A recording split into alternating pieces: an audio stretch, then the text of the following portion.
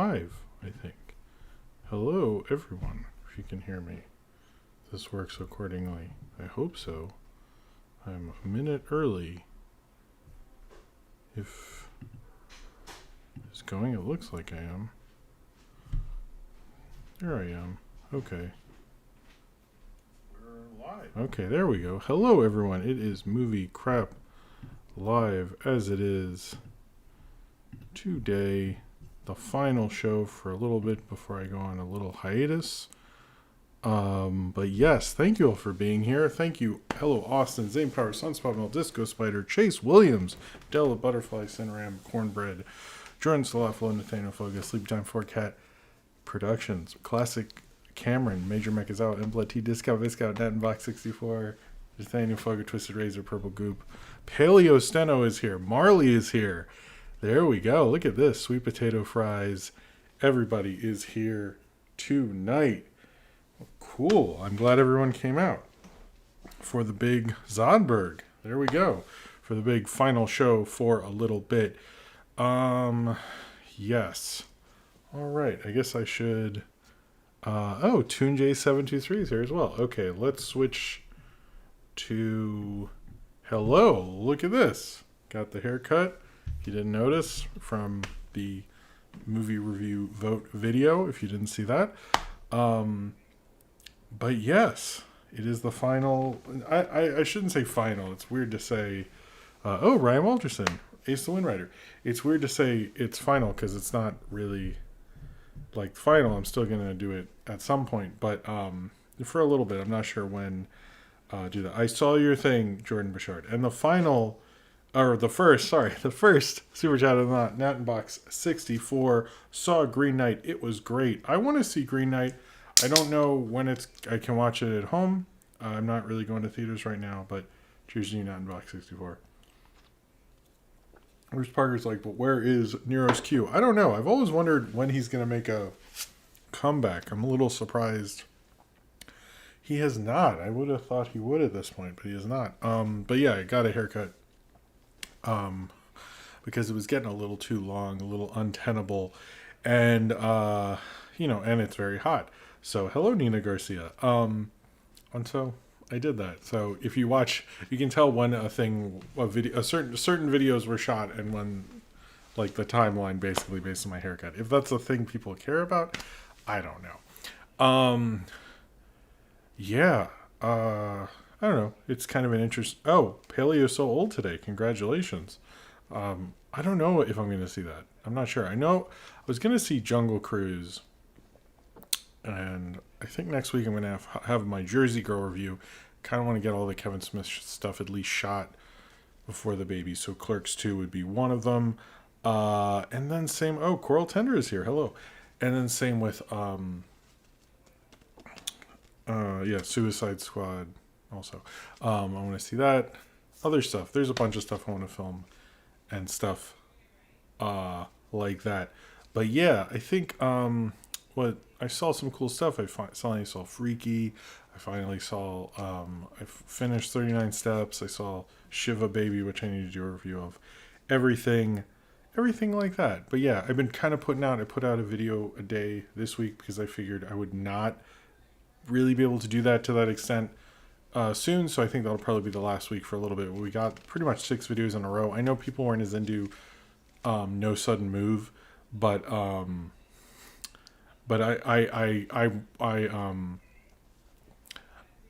was really passionate about that, and I just wanted to get some of those things out and things like that. Hold on, I will be right back. One second. Hold on.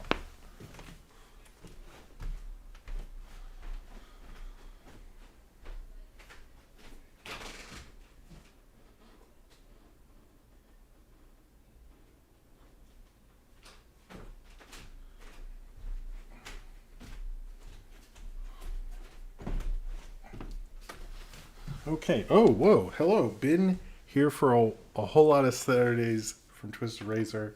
Thanks, Jim. Thank you. Sorry, I just had to close the door there. Okay, yeah. It is a little crazy. It feels a little weird. This is the last one. I have a little anxiety about I sort of don't want to, but I know there's no. I don't want to like pretend I can do it anytime soon because you can't. Because I can't. I can't.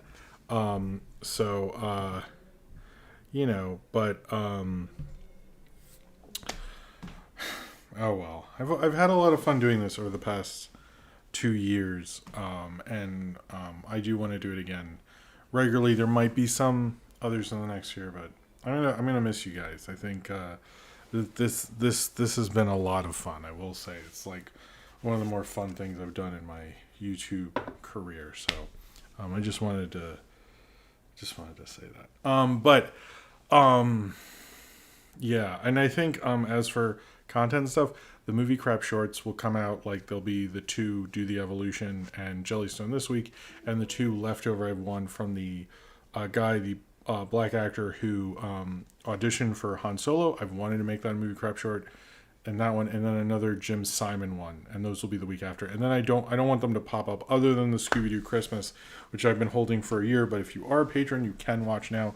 I missed posting it for Christmas in July. I might post that later in August, but follow me on all the socials, all that stuff. You want to keep up on me. In the meantime, I think things will slow down. I'm also developing a lot of stuff, so it should be cool. But I don't have much to say other than that. Sophie's doing good. And Monday is my birthday, and we're going to the beach tomorrow, so I'm excited for that and all that. Whoa! Oh, hello, Al Vasquez says, have a great 2021 with your new baby, Gemma. Thank you very much, Al Vasquez. Cheers to you. Will that mean you'll talk about Cop Out eventually, Nathaniel Foga? I don't think I'll do. I think the Kevin Smith thing will end. Well, cheers to you, Nathaniel Foga. I think the Kevin Smith theories will end with Clerks 2. I will do Clerks 3. I've reviewed most of his stuff at this point, but I just don't feel like the non-View Askew stuff, even though Jersey Girl is in View Askew. I mean, it could be. All they really need is Jane Silent Bob to show up. That's actually, it's a longer, I shot a lot for that, but I'm sort of very happy with it. So it might be like a longer review, but I actually, we'll see. I haven't edited it. So sometimes they're longer and then they turn out to be shorter when you cut them down. But I'm actually kind of proud of that one. I felt like you sort of learn a lot about him. And I had never seen Jersey Girl until recently. So I know that one will be out next week. And I don't know. It's an interesting one. As well as Clerks 2.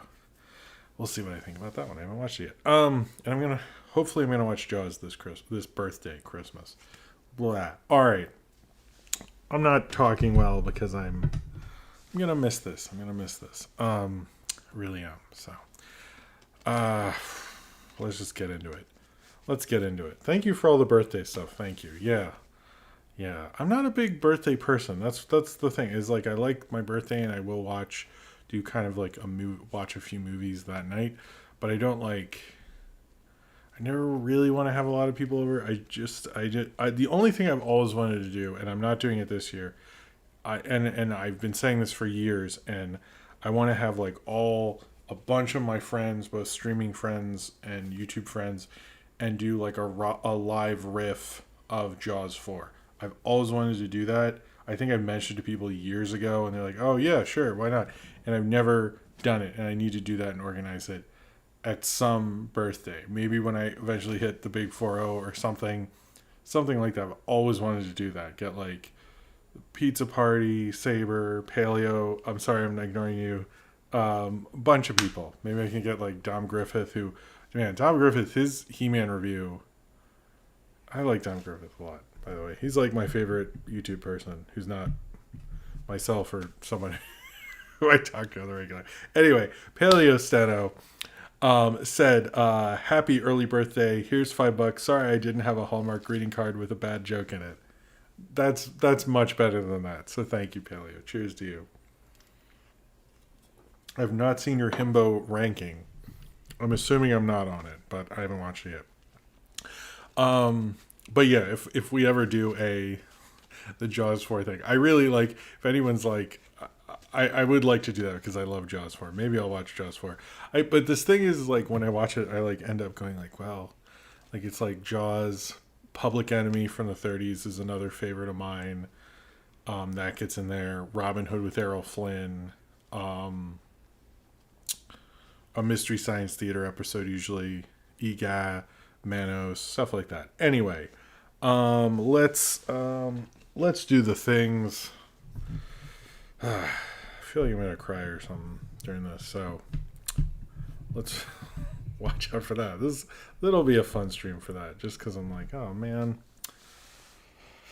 Okay, so this and everything I do is supported by you, the fans, either through my Patreon, which is linked below. You get all sorts of nice exclusive content, like my commentary series, where you got recently. I did the OMG Facebook Knock Force thing. I did a commentary on that. I actually cleared up, like, there's all sorts of like rumors of people who think that's based on them, and I go through like the actual origin of it and everything like that. So if you are a patron, you should check that out, as well as postcards, Skype calls, more power in the movie review vote, which you haven't voted on that, you should. All sorts of great stuff and exclusive content for you. And if you'd like to support me and support the show while you can't do super chats, it's a great thing to do, as well as super chats during the show, where I'll drink a chug of Red Bull. If you've always wanted to do super chat, this is probably it for a while. Unless I do a premiere, I do want to do, when I eventually finish my every Nickelodeon show ever video, which I've been meaning to do for a while. So yeah, I want to do that maybe. But most likely, if you want to do one where I drink a Red Bull, now's the last time. But I want to thank everyone for the support and for all the super chats and all the Red Bulls we have drank over these past 2 years. It's been great. Also, there is the Discord. It's run wonderfully well by Zane Powers and Austin. If you want to hang out with people who are in the chat, hang out with this great community, ask me questions. There's an Ask Jim channel. I believe I was up to date, at least as of 9 o'clock tonight or something.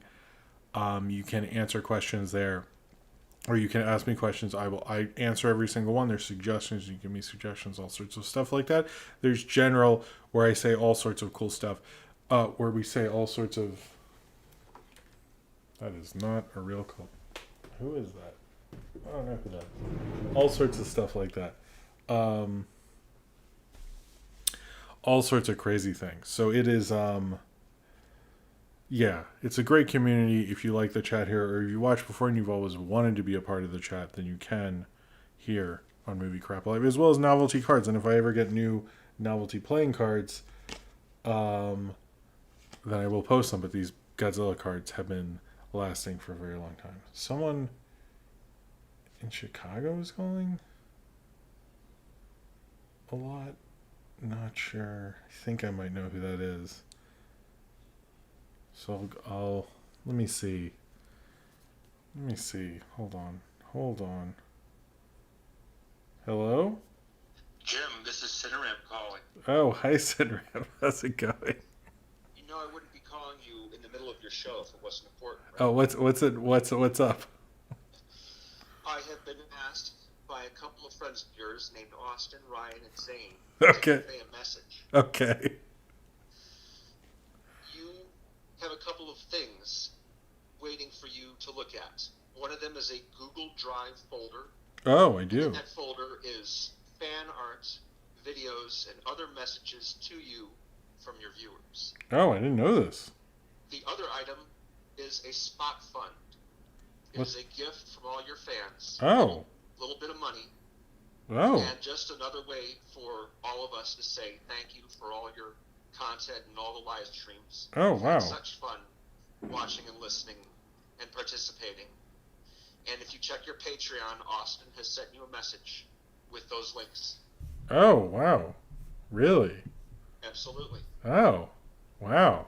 That's very... Thank you for calling, Cineram. How are you doing, by the way? How have you been? I'm doing great. I'm actually still at work. I should be calling you while Are we getting in trouble at work? Hopefully not. Okay. So they asked me, because I happen to have your number, and nobody else does apparently, so they asked me to give you a call and let you know about it.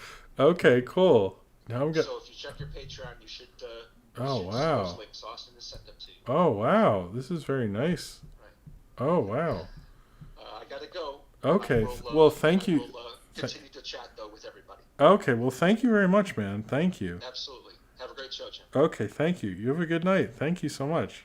Sure thing. Good night. Okay, good night. Wow. Well, first off,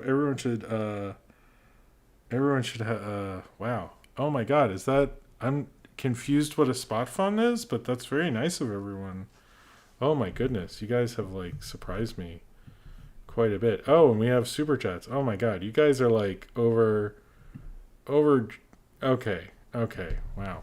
Okay, this is going to come less than movie crap and me being very overwhelmed by you guys. This is I didn't expect this. Anyway, okay, let me do. Wow, that's really generous.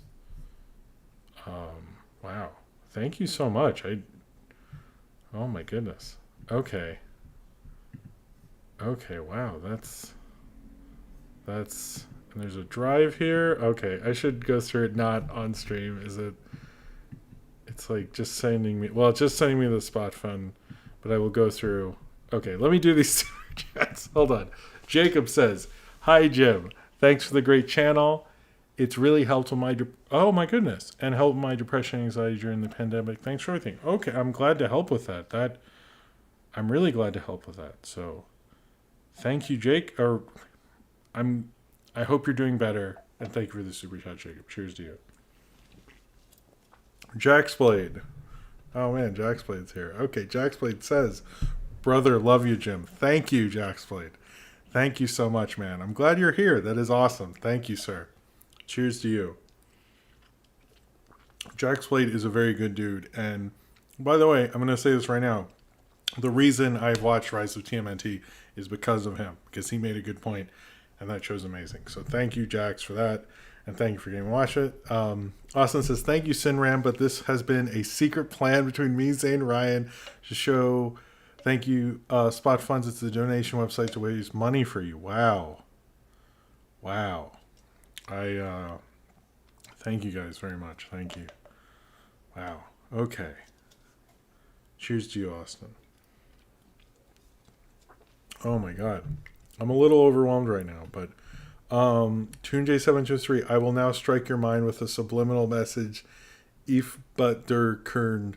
But yeah, thank you. Thank you, TuneJ723. Okay. I am very wow.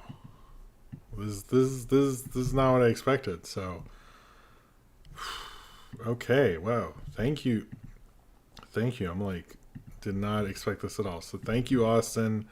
I'm genuinely like surprised by this whole thing. So it's just man, that's a very nice baby going away gift. I gotta say, guys, I really appreciate it. So thank you guys very much. I really appreciate it. Wow. Okay. This has been a big day, I gotta say. Between let's join the Navy. Sorry, Bruce Parker. Or sorry, Tunjay. I'm okay. Let me have some water because I didn't compose myself. You guys really surprised. Oh my goodness, look at all this. Okay, hey Jim, I know I'm not that active in the chat, but I do listen to each stream live at night while doing things around the house. Thanks for such great streams. Looking forward to more next year. Thank you, a guy named Crystal. Wow. Cheers to you. Okay, hold on. Daniel Vasquez. Hey Jim, I have heard. Oh no. Have you heard about the amazing news about Lumity, Luz, and Amity from Owl House? If not, what have you heard so far? I'm very behind on Owl House, so I have not heard anything, really. I need to catch up on Owl House. I liked the first beginning. The problem was it wasn't really a kid's show, so it was like, but I could get caught up at some point. Anyway, cheers to you, Daniel Vasquez. Okay, first off, thank you. By the way, I want to say this before. I want to thank everyone for super chats for this fundraise thing, which I didn't know about, and you guys have very much surprised me with. If you're financially able to do so, I very much appreciate it.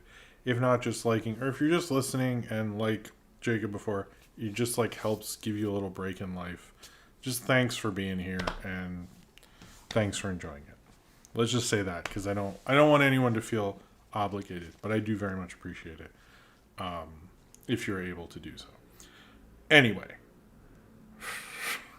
Dunkaccino. This was a cool day. This is very cool. I'm very surprised. Oh, we have another one. Nanbox64 says, I also rewatched Spider-Man today. I still like it a lot, and who doesn't love William Dafoe's role as Green Goblin? I have to say, I think that movie holds up. So cheers to you, Nanbox64. I want to show Sophie that soon. I'm not sure when, but soon. She knows Spider-Man because of the Spider-Verse. Then we have Marley. Marley, Marley is my manager, and he is a great manager. I will say that. He always gives me very good advice.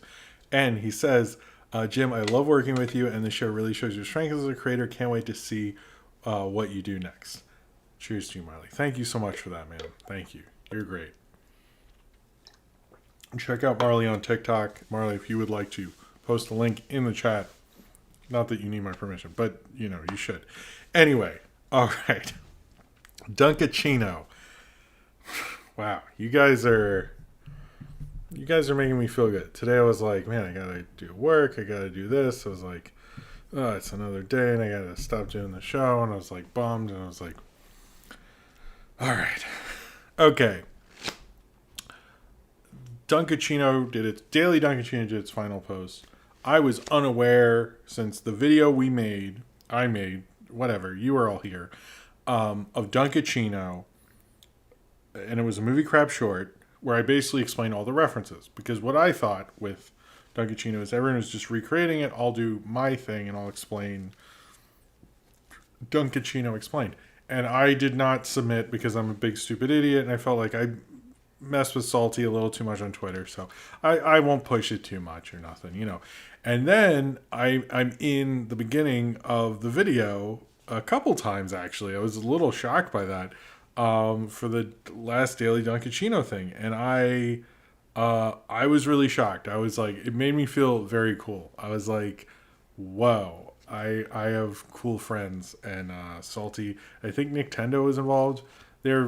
That was very nice of them. They did not have to do that.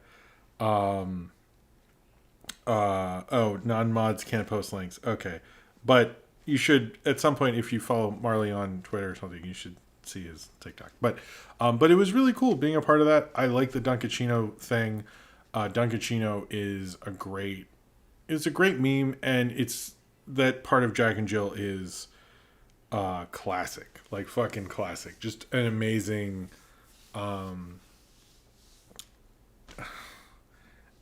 an amazing a little joke there, and I thought it was just perfect because it's absurdity in it. Even if you like or dislike Jack and Jill, Dunkaccino is amazing, and Salty did a great job. And I was honored to be a part of that. Like, I did not expect. Like, I saw it was winding down, and I was kind of bummed. I was like, why doesn't Salty keep it going? And all that stuff. But I was very happy to be a part of that. Oh, we have 2 more super chats, and then we'll actually talk about movie news. And I saw the Defunctland thing was amazing. I think I talked about that last week. Discount Viscount says, it's not Jim anymore, it's Dunk. So cheers to you, Discount Viscount. Zodberg says, I can't believe I waited until the last episode to super chat. It is totally cool, Zodberg. Thank you for being here and has been as active as you are. Cheers to you. Okay. Y'all ready for some fucking movie news? Because let's do it. I didn't have a ton of stuff, and I'm glad because wow, this is cool. Okay. So Scarlett Johansson suing Disney. I'm probably going to talk about this for a little bit because it needs actually a lot of context to explain the full situation, which I would actually like to do. And there's a lot of like, Emma Stone's really important in this. She isn't. Like, seriously, she's a fine actress. I have nothing against her. But like, in the grand scheme of things, they're over promoting that part. But what's going on? Effectively, Scarlett Johansson is suing Disney, filed a lawsuit in Los Angeles, basically saying she was suing Disney because of the release of Black Widow, because they refused to renegotiate her contract when they decided to go day and date with Disney Plus and theatrical.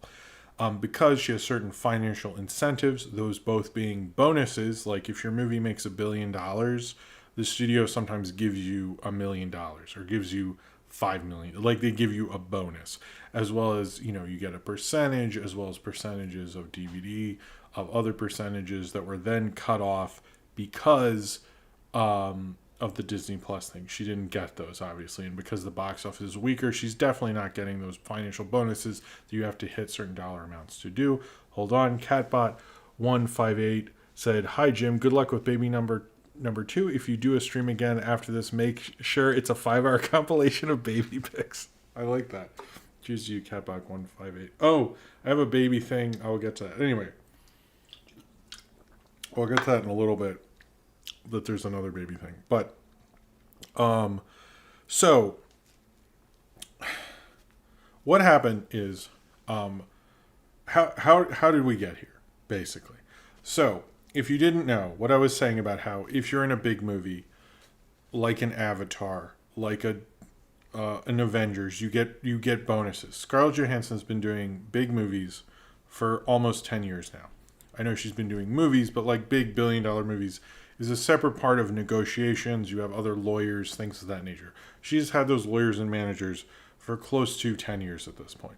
So she knows, like, when Avengers crossed $1 billion, she got $1 million just because she was in a movie that did that.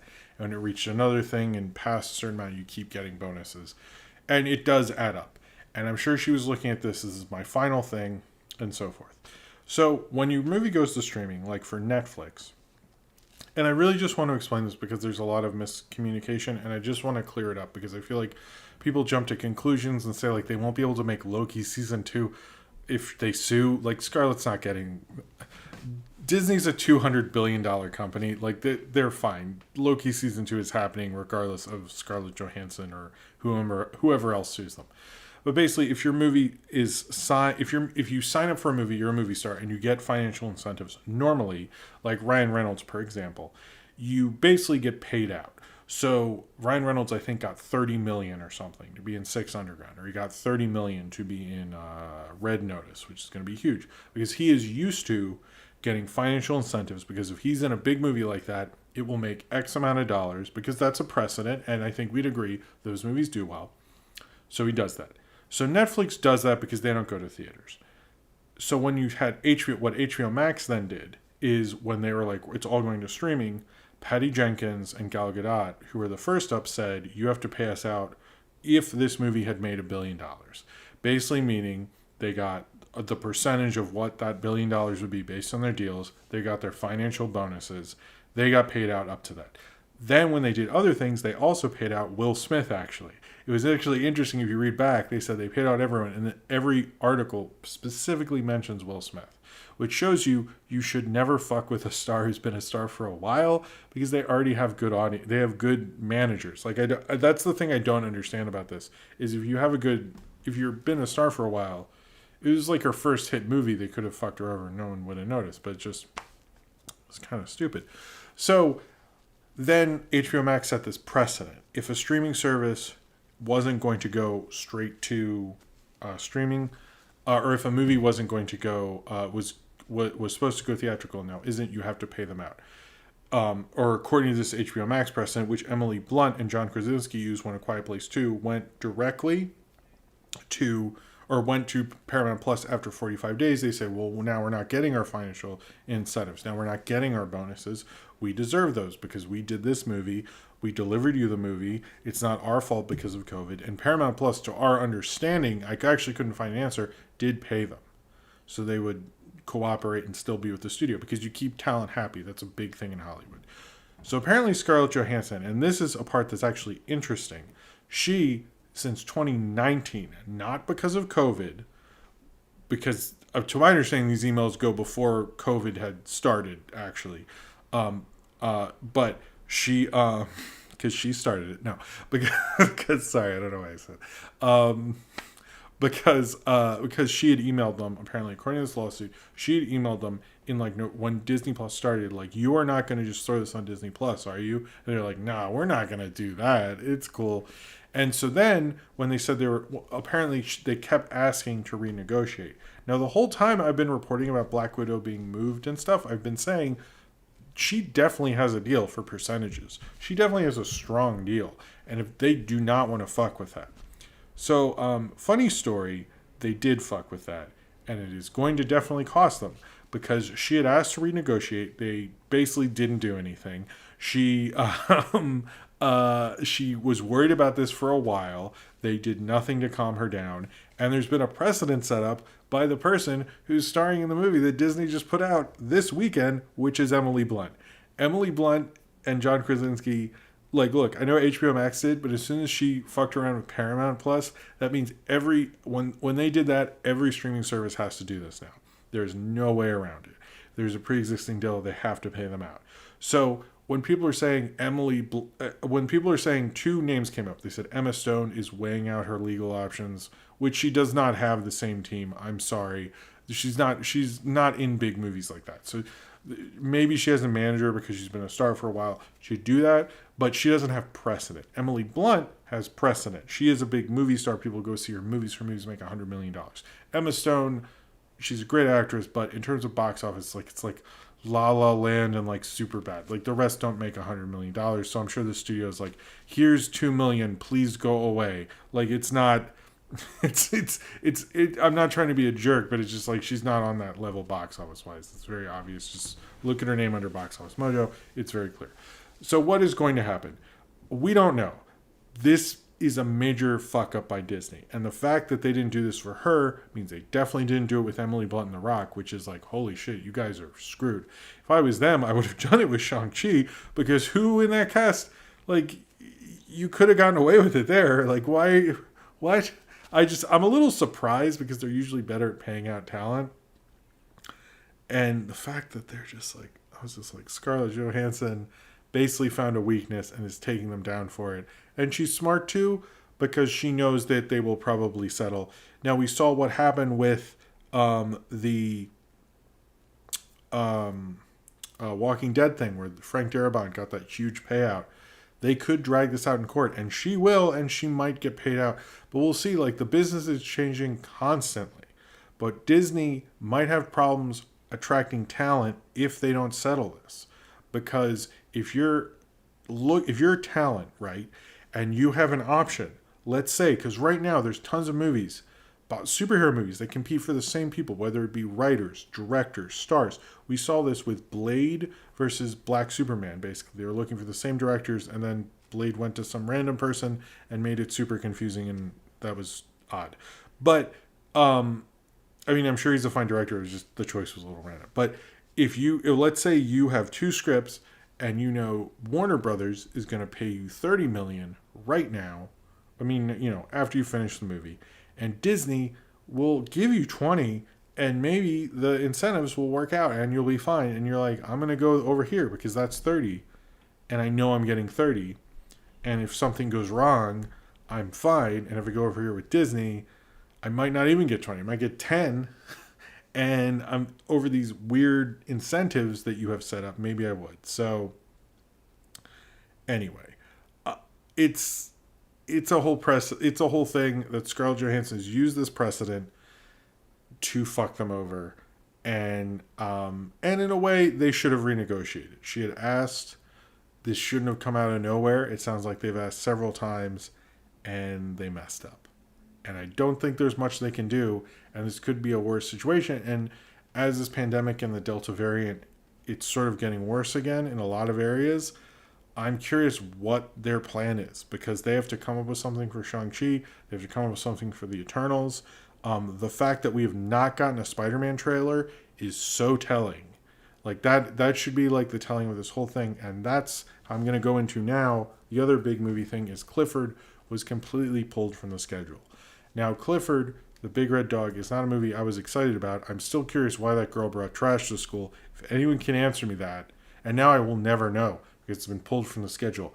Arguably, the biggest piece of lost media is why did that girl, where's the trash? What happened with the trash? Are we getting trash? Like why would you bring trash to school like that? That's just so bizarre. Anyway, sorry. I'm never getting off that. Like, I don't understand why you would bring trash to school. But yeah, it was pulled from, because they're basically like, we think we have a big hit on our hands, and we think we have a big hit on our hands,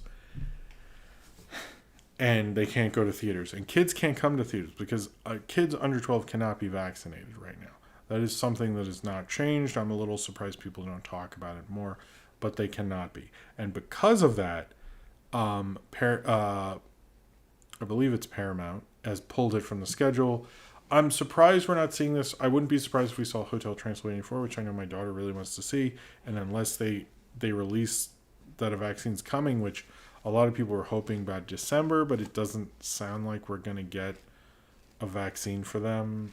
There isn't a date on that, so I would think they're going to have to figure out what to do. I know people who worked at Pixar, and that was the other thing I did see. A lot of people were like, well, wait till some of those animators sue Disney. I'm like, for what? They don't... Traditionally, like, only the director and some of the writers get bonuses like that. So, and if they were, I think Disney should have paid them out, but anyway, that's a thing that I was like, I don't think that's a real thing, guys, but whatever. But I think those companies should go, like, let's just release these to kids, because the other thing with those things is you can honestly make more off merchandise than the real movie. I know Scoob made a ton in merch because kids could watch it at home. Like, Sophie still likes Scooby-Doo. We still buy Scooby-Doo fruit snacks, which are marketed with the movies thing. So it's like, I do think, like, you could get that to work, but I wouldn't be surprised if Hotel Transylvania 4 moves, Addams Family 2 moves. Anything with kids is going to be pushed off. Anyone who says it's like, I've heard the Sonic Ryan Walterson, who, by the way, I want to give an extra thanks to Ryan Walterson, who always helps with the show, always sends me good stories, and is a great guy in general. So props to Ryan Walterson, by the way. But he was telling me there's rumors that it's like a Sonic thing, like they want to improve the special effects. That's not what's going on. And with all these delays, I keep seeing people go like, oh, it's because it's a bad movie and stuff. It's not. It's like unprecedented time. So let's do this. So I just find the whole thing to be, it's going to happen, and I'm hoping Delta variant doesn't get worse. I also, another critic, Rachel Wagner, bring up, like, is No Time to Die going to get delayed again? And I'm curious if we're going to start seeing delays as Delta variant is getting worse. Please wear a mask. Marley suggests, he said, do you blame this on Chapek, Jim? I feel Iger never would have let this get this far. I don't know. I kind of wonder with that, Marley, that is a good point, and I've heard people say because of Chapek. Also, Chapek's like first year, holy crap, Chapek, I'm so sorry. Like that's just epically horrible to deal with. But I think Iger probably would have, but at the same time, he was not great at setting up the streaming service, because this is a failure. The email started when Iger was president, by the way, and Iger didn't do anything other than reassure her, but then they just like did that, and that decision was when Iger came back. So I'm a little surprised Iger didn't figure that out, or Chapek didn't figure that out. I think it's a failure across the board, it sounds like. And the fact that, like, the Emily Blunt rumors, to me, that should be the thing that scares Disney the most. Because if she does it, then The Rock does it, and they are fucked. Like, basically. I fully expect them to lose about $150 million between the three of those two. And Emily Blunt will get, like, a free Uber or something. I don't know. But, or Emma Stone. Sorry, Emma Stone will get a free Uber. Well, she'll get like a lot more money than I'll ever make in my life. But still, I don't think it's directed at them. I just don't think that was set up, because Iger was around for a lot of that stuff. So I forget when he stepped down, but it sounds like when they set the deal for Black Widow, I'm sure Iger just said, was probably in on those things. Supposedly Feige is embarrassed that the upper management is what we keep hearing, and I would be too.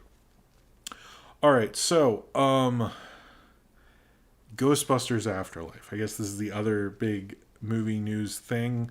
I know there was a lot of talk about this, and I think I want to talk about where this sits and then the trailer itself. So the thing with this trailer is obviously isn't $150 million not even a dent for Disney's aim powers. You're right. It isn't. It's still costly. That's like a movie. They're basically losing a big blockbuster if they fuck up this bad. That's basic, but they are worth $200 billion. I did like them throwing Scarlett Johansson under the bus for for COVID when they are running an amusement park that's been open. So anyway, cheers to you, Zay Powers.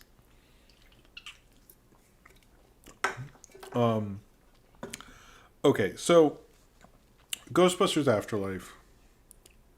A couple things are it's not really that funny, and that we're getting all this hatred for the 2016, I believe, Ghostbusters. I don't hate that movie so much. I don't think it's great or anything like that. I also have gone on the record as saying I don't really think we needed a Ghostbusters 3 because like that time has passed. Like after 97, we needed to stop acting like that was a thing. We like for real. Like it's just like unless we got the one with Chris Farley, Chris Rock, Mike Myers, and I don't know, Rob Schneider maybe. I don't know. Rob Schneider of the 90s. We thought he was better then. Don't at me. But if we got that one, I think it would have worked. But we didn't. And Bill Murray delayed. And now I've heard regrets it, which I think he should, to be honest with you. But so what we have with this is an interesting situation. And I do think for James Rolfe, AVGN, he is going to have to figure something out. Because he either reviews Ghostbusters Afterlife, which is not a good look. Like, there's no way he looks good reviewing Ghostbusters Afterlife. Like, he's just going to look bad. I'm sorry. Like, I don't have anything against him personally. But just, like, the way he set this up. If I was him, what I would do, the Tuesday before, I would review 2016 Ghostbusters. I said, look, it wasn't a good idea. I just didn't want to see it then. But I don't want to keep this thing going. I'm not trying to, like, shit on him or anything like that, but he just set up this whole thing. I don't think he's responsible for like the Geeks and Gamers channel and stuff like that being the way they are. I'm not saying that, but I think you should do something. Damn the movie. When is Ecto Cooler coming back? That's all we need. People can have their drama. Just give me the Ecto Cooler. I like, by the way, Jack's Blade's takes on things are always. I keep showing people his Lola Bunny video. Anytime people complain about Lola Bunny, I'm like, no, you gotta check this out. Genius, by the way, Jax. Genius. I've watched that so many times. Anyway, true. Oh man, Jax, at cheers to you, by the way. At New York Comic Con, the one time I went, you could buy a huge tub of Ecto Cooler, and it was cold. And look, Ecto Cooler is great, but I drank it in lunch boxes because I was a kid, and it was always not cold. Ecto Cooler cold with ice, perfection. Stop serving wine at fancy restaurants. Start serving Ecto Cooler with ice. I'm just telling you, that might sound like the most millennial hipster bullshit ever, but it is delicious cold. I'm going to say this. Anyway, so I think there's a lot of things going on with that, but I do think AVGN has to figure out something with that, and I think it's a tricky situation. I think he can do it because he's a really smart guy. He's a nice guy. It seems like he did not like what that was created, but anyway.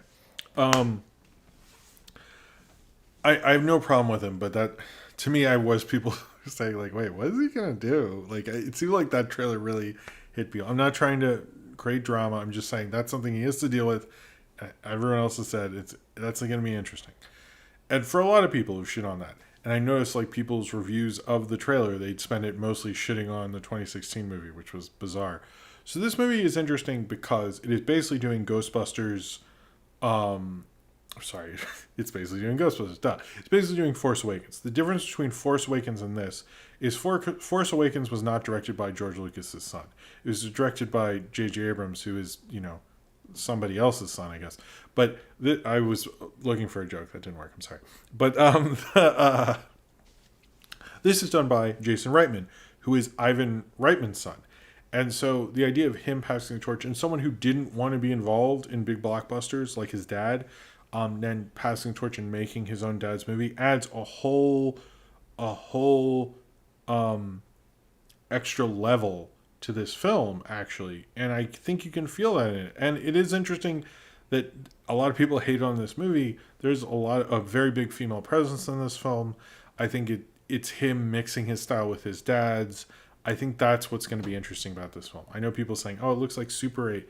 It looks like Stranger Things. The thing is, it's like those people were taking a style, right? They're using a style that they're nostalgic for.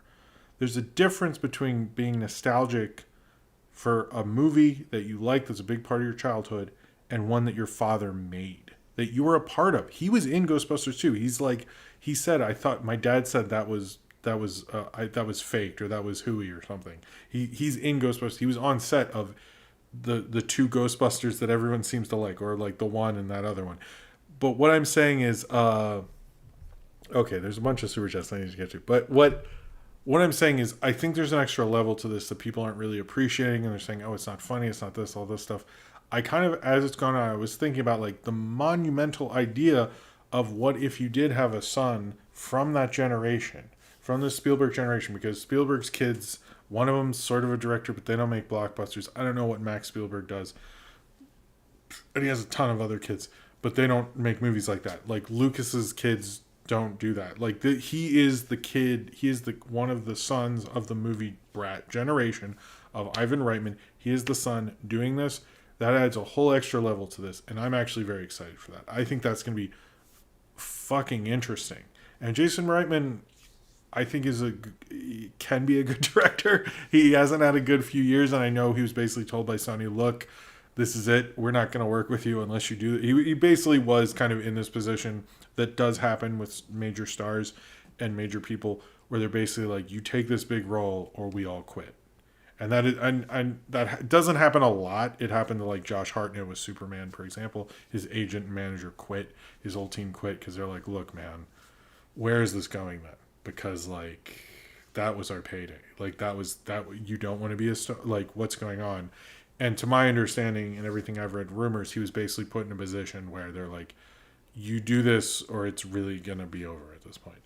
And some people go, I'll go more indie, fuck it. But he went, okay, I want to be a studio director.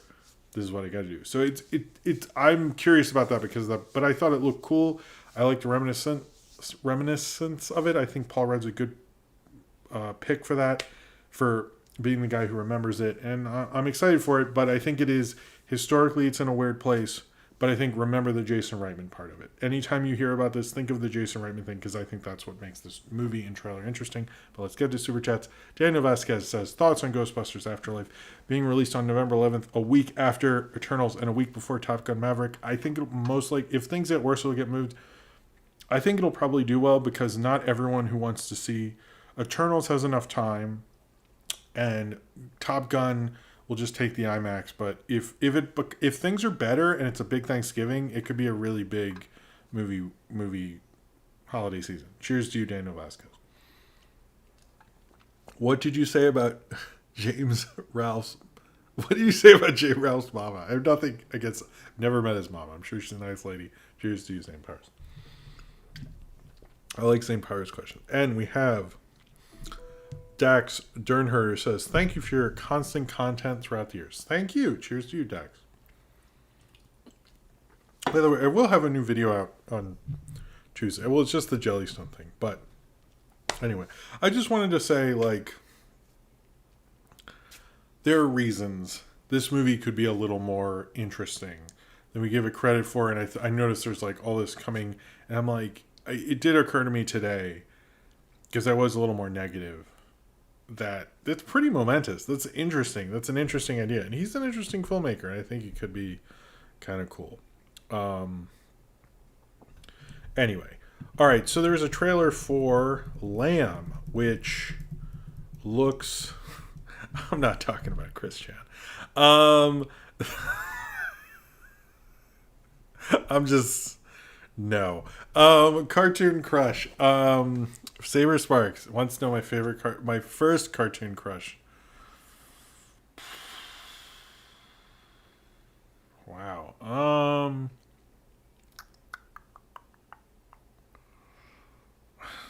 don't know. Maybe like Betty Boop. Maybe She-Ra. I watched a lot of She-Ra.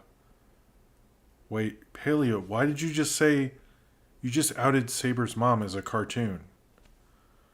Paleo, that that was not cool. That was not cool. Um. Anyway, so the Lamb trailer. This looked really cool. It looks fucking weird. I think it's A24. I get the indie studios mixed up. Don't have amazing identity, so it gets confusing. But the trailer for Lamb, I haven't seen the trailer. Obviously, it looks weird. It looks strange. It looks like really creepy, and like this idea of this like lamb person, and these lambs are against it, and like looks like a very tense horror movie. I'm down for it. It does look like something that I'm like, I like the intensity, I like the strangeness of it. I have no clue what it's about. Is he a lamb messiah? Is it's this other lamb's baby, and the lamb is following the people, but then like why are they taking away a lamb's baby? That's what I kept thinking. I have no clue. It looks really cool. Who the fuck knows what it's about? But it definitely made me feel uncomfortable and intrigued. I guess that's really the thing that you should think when you watch it. Austin says, we know it's the chicken from Chicken Run. Okay, you know what? I like the actress in Absolutely Fabulous. I'm sorry that none of you have seen Absolutely Fabulous. No, that's the dead wrinkle. But anyway, cheers to you, Austin. It was, did I say like how like when I looked her up? Because when AbFab got to America, by the time I saw it was like 10 years old, 10 years older, and I was like, oh man, she's like my age. Then I look her up on IMDb, and I was like, oh, she is not my age. Okay, so I keep hearing sort of rumblings, and I kind of wanted to say it because it's not, no one seems to know, but the Batman, there's a lot of rumors about it, and there's all this stuff about Pattinson, Matt Reeves, and a couple of people have said no one can confirm that, basically. A lot of people have said supposedly it was a tense set because it's COVID. They got shut down a bunch of times. There's a lot of regulations. It's just tense times. Basically, no one's really blaming Robert Pattinson's like ego or Matt Reeves' ego or something. Just it was like a huge movie during a crazy time. That's kind of what I've been hearing about it. But there is some rumors that the studio might not be happy, that they're retooling stuff, that things are being reshot, that they're not as sure about it.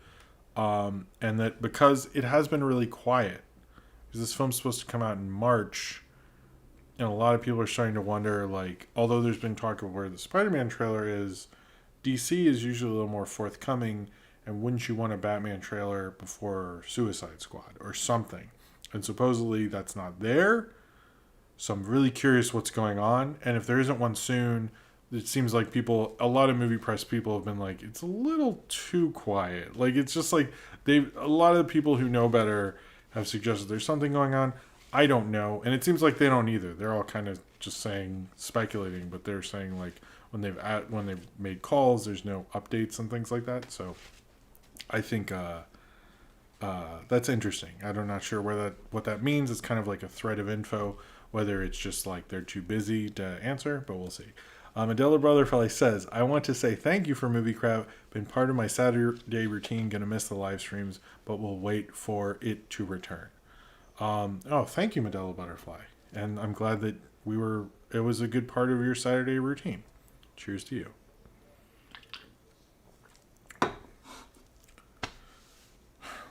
All right, so we found out that Jodie Whittaker, after 3 seasons on Doctor Who, is leaving after doing 3 specials this year or she's going to be doing 3 specials this coming year, and as well as the head writer. I used to watch pretty much every Doctor Who of the previous Doctors, but Jodie Whittaker I kind of fell off from. I just didn't get as into, really. It's really more the writing. I was very for her as the Doctor. I think it's probably the right move because it felt like the franchise has sort of like decreased a lot in popularity since the Matt Smith years, and I think they sort of need a new way to do it. A lot of people said it can't really be a white guy. I don't know if they have an actor in mind, which I think is a little more helpful when people are like, "Oh, it can't be this guy." I'm like, okay, but that's fine, but do you have like an idea? And no one seems to right now, but I think it might be good to do like someone from Indian descent because that is has such a large population in England. I think that would be a good idea. It shouldn't be American, let me just say that. But we'll see what they're going to do. I think they have to do an interesting choice. I don't really think it should be a white dude unless they have like a really amazing take and a really great writing team. I also think with Doctor Who, they need to get a really good sci-fi writer. They keep doing it with TV writers, and the way that show really worked is when they had sci-fi writers. If you look at when they had Douglas Adams, things like that, and they never hire those guys as much as they should, and they should like just hire a science fiction writer. Do not hire TV writers, because I feel like that's something like we've had throughout the new versions of the show. Let's leave it alone. There's also rumors that because we're having like a big BBC anniversary year and the 60th anniversary, I believe, is coming up, that a lot of the doctors don't want to come back, and that they'll be starting out a new doctor, and there's some weirdness about the anniversary thing. We'll see what goes on. A couple of weeks ago, the channel was asking who's the best doctor. I think the thing about Doctor Who is almost everyone of this group is influenced by Tom Baker. I think Pertwee and Baker are sort of actually about even if you consider episodes, but Tom Baker's kind of like there's other doctors. He was the fourth doctor, but like Tennant is very influenced by Tom Baker. Smith is, I'd say Eccleston is probably the least of them, but I'd say David Stratham, Jodie Whittaker, even like everybody's influenced by Tom Baker. He has such a wide shadow over that franchise. You kind of can't pick anyone who's not Tom Baker, in my mind. Anyway, so we had the Army of Thieves trailer. I did see that Paleo thing. That's funny.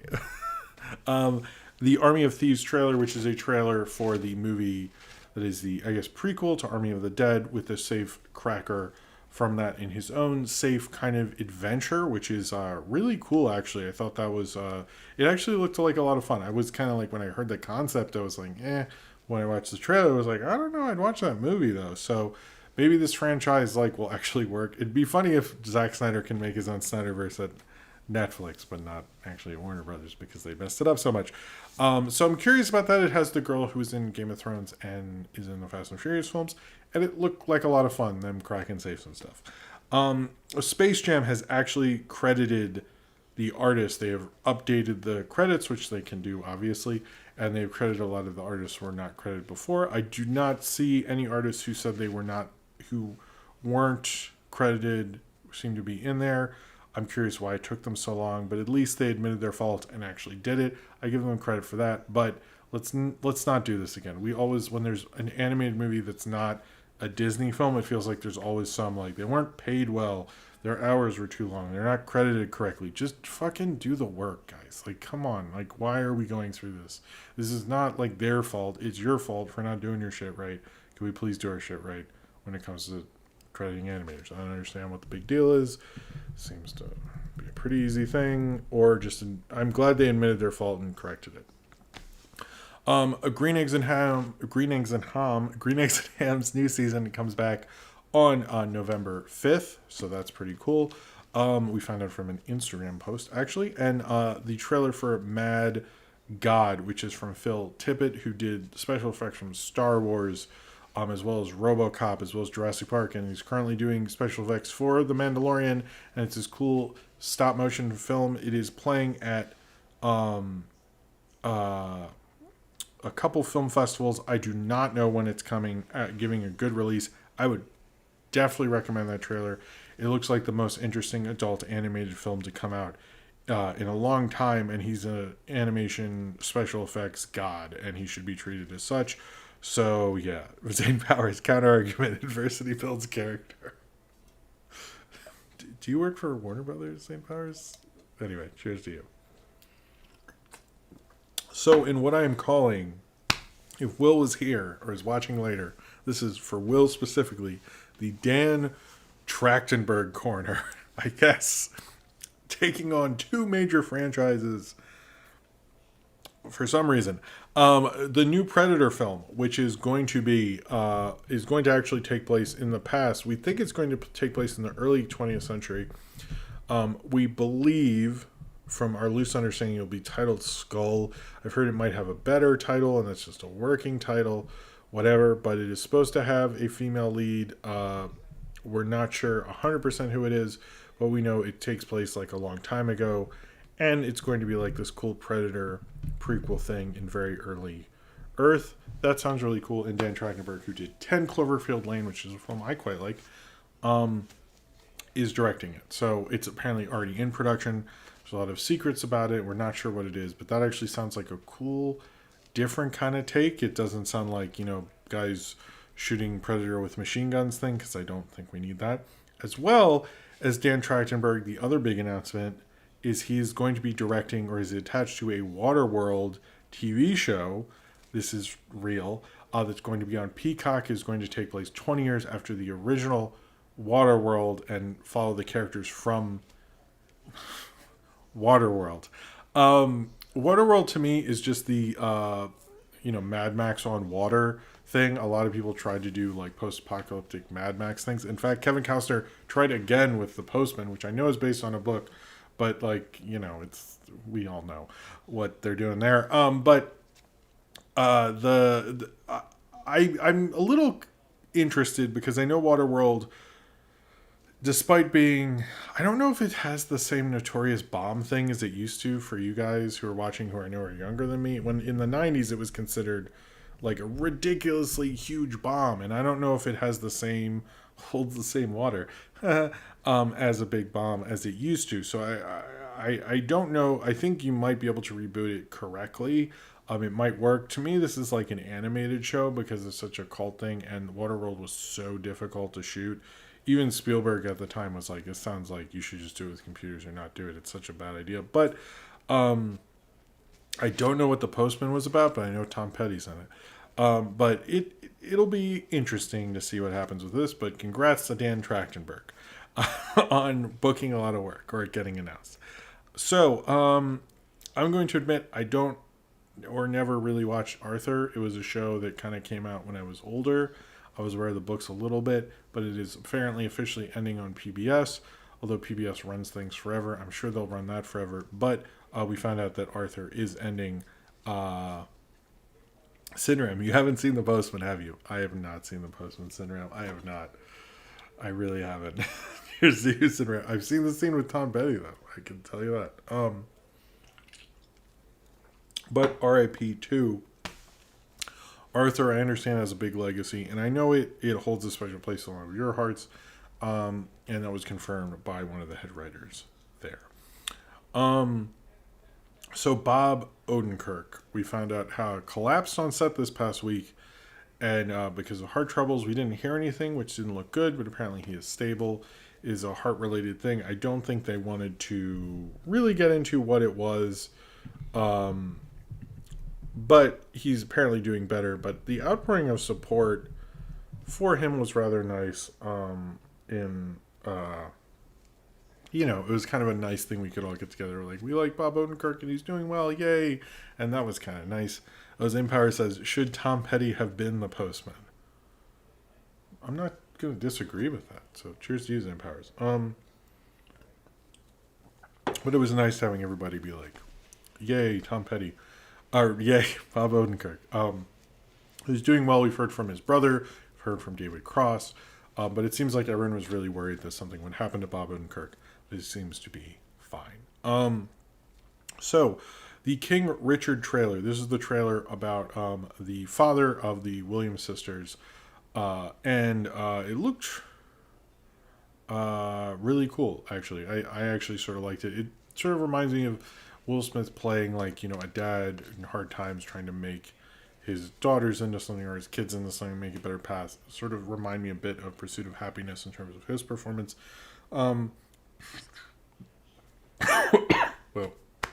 sorry. I thought it looked really interesting.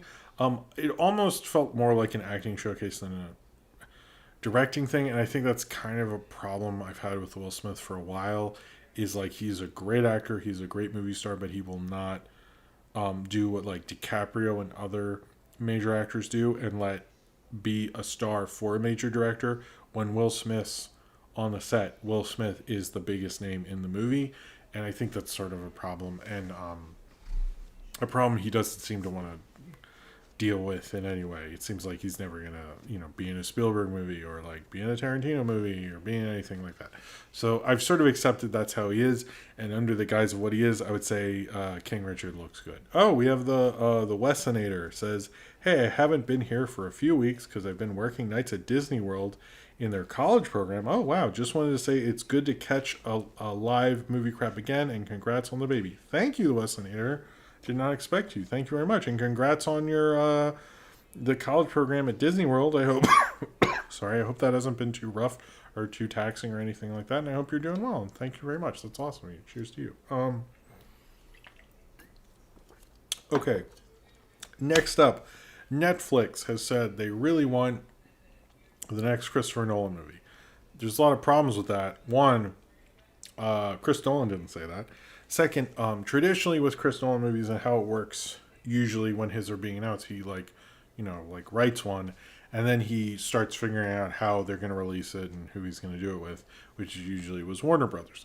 Since I'm assuming he's probably writing it now, knowing him, or taking a break or something like that, I didn't expect any news on what he was going to do for a few years, maybe a year or 2 years until we start hearing more about the next Chris Nolan thing. I don't see this going anywhere other than Netflix is like they're interested. I think Netflix's biggest problem right now with that is Sony, because Sony was able to get Tarantino. That it was a bigger deal than I think a lot of people realize, because Warner Brothers almost got Tarantino, and Warner Brothers feels like a better studio for Tarantino. But the problem is Sony Sony gave them the copyright. Sony basically said after a certain amount of time, you get the copyright. You get the copyright to Once Upon a Time in Hollywood, which again is why he's like mass marketing the fuck out of it, because he's making a lot of money off this movie, and Nolan will probably look at Sony and want that same deal, because that's why Warner Brothers wouldn't counter the Sony deal, because they couldn't do that because they were afraid Nolan would want that, which is 100% true. So I don't know if Netflix can pay him out enough. It sounds like they really want to, so maybe he can, but that is going to be a very interesting negotiations. I do not expect any news on this. It's more like, I don't know, like Netflix is putting themselves out there like that. If I was them, I wouldn't have done this, because it's like Nolan is gonna want like 50 to 100 million just for him, and then the copyright, and you're fucked. Like it's like Sony is at least smart about it. So, or you could see Netflix buy up those Sony executives, which I 100%, those executives who did that are going to be working forever, because that was a very smart deal for Sony, because that movie has a lot of cachet, gets a lot of money in, is an adult movie, an Oscar nominee. That looks good for the studio. So I think that's what Netflix probably wants, because they want an Oscar. I mean, if Netflix could get Christopher Nolan a Best Director, I don't know. We'll see. Drink some water, Jim. Okay. Thank you. Thank you, Unblood Tea. Nice suggestion. All right. The Die Hard prequel. I think we'd heard about this before. I don't know if I talked about it in Movie Crap at some point, but the whole idea was sort of like a Godfather 2 type thing. When people said that, I noticed people would make fun of this. It's not so much that this is like going to be good like Godfather 2. It's just the idea of Godfather 2, so chill.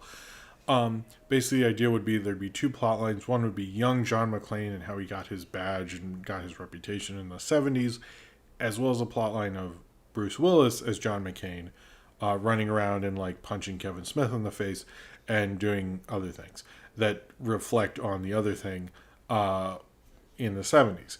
That doesn't sound like a bad idea. The last I heard was awful. I kind of, when hearing about this and hearing about it done to death, I was like, it doesn't sound like the worst idea what to do with Die Hard. And the idea is it would be like the final Die Hard movie. Apparently, one of the producers actually said, this is officially dead. I assumed when Disney bought Fox that this was dead. So it was kind of like confirmation of something I think we all sort of knew. But I'm a little surprised because Disney's so franchise heavy, and it seems like you could have one last one, but maybe they're like, is it worth spending 20 to 30 million on Bruce Willis? Is he that big of a star anymore? And I do think, like, I know people like Die Hard with a Vengeance is cool. the rest of that franchise is garbage. Like, I like Live Free or Die Hard sometimes, and Die Hard 3, but I've never been a big fan of 2, and is it A Good Day to Die Hard? Or whatever the fifth one is. That one is the worst. That is one of the worst movies I've seen, like, ever. Like, it is seriously very awful. You mean it wasn't A Good Day to Die Hard? I think, was that it? Anyway, who knows? I think the fourth one, I think, gets a lot of shit. It's just because it's a PG-13 Die Hard. But, like, in retrospect, once you've seen the fifth one, that is true pain. Cheers to you, Zane Powers. The Haunted Mansion movie at Disney is moving forward with Lakeith Stanfield and Tiffany Haddish. Apparently, Tiffany Haddish is playing a psychic in it. That sounds like a fun, cool cast. I can kind of picture it. If I saw a fun trailer with those two, I would see it. So I think it's a cool cast. We'll see what happens with it. There's not really much to say there. In fun news,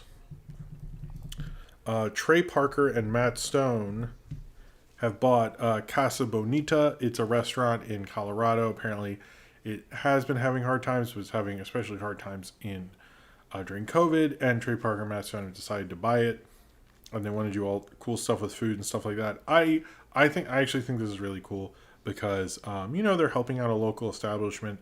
It's in Colorado where they grew up with this place. They liked it a lot, and they want to do something with it. And they featured it on South Park. So I think that's actually really cool of them. That they're like, hey, let's spend a lot of money and like do fun things with food and have a restaurant. And they're successful enough. I'm sure they can like get people to come out and like. There's nothing about it being like South Park themed or something, but I'm sure like if they insisted on having an ad in South Park or something like that, or even if they didn't, they could probably just get a bunch of press to like beef it up and stuff. And those guys like make so much money. They could lose $1 million on that and be fine. So I think they're like pretty good investors for that. So there's a lot of talk of this show, The Prince, on HBO Max. There seems to be two schools of thought on it, and I'm very confused about the promotion of it, because they did sort of just drop a trailer on was it Thursday or the day before it came out? Tuesday, I don't know. They really just dropped a trailer real quick and then they put it out. But then on HBO Max, like Jellystone, which is a lot more positive feedback, had a trailer well in advance, is getting all this buzz.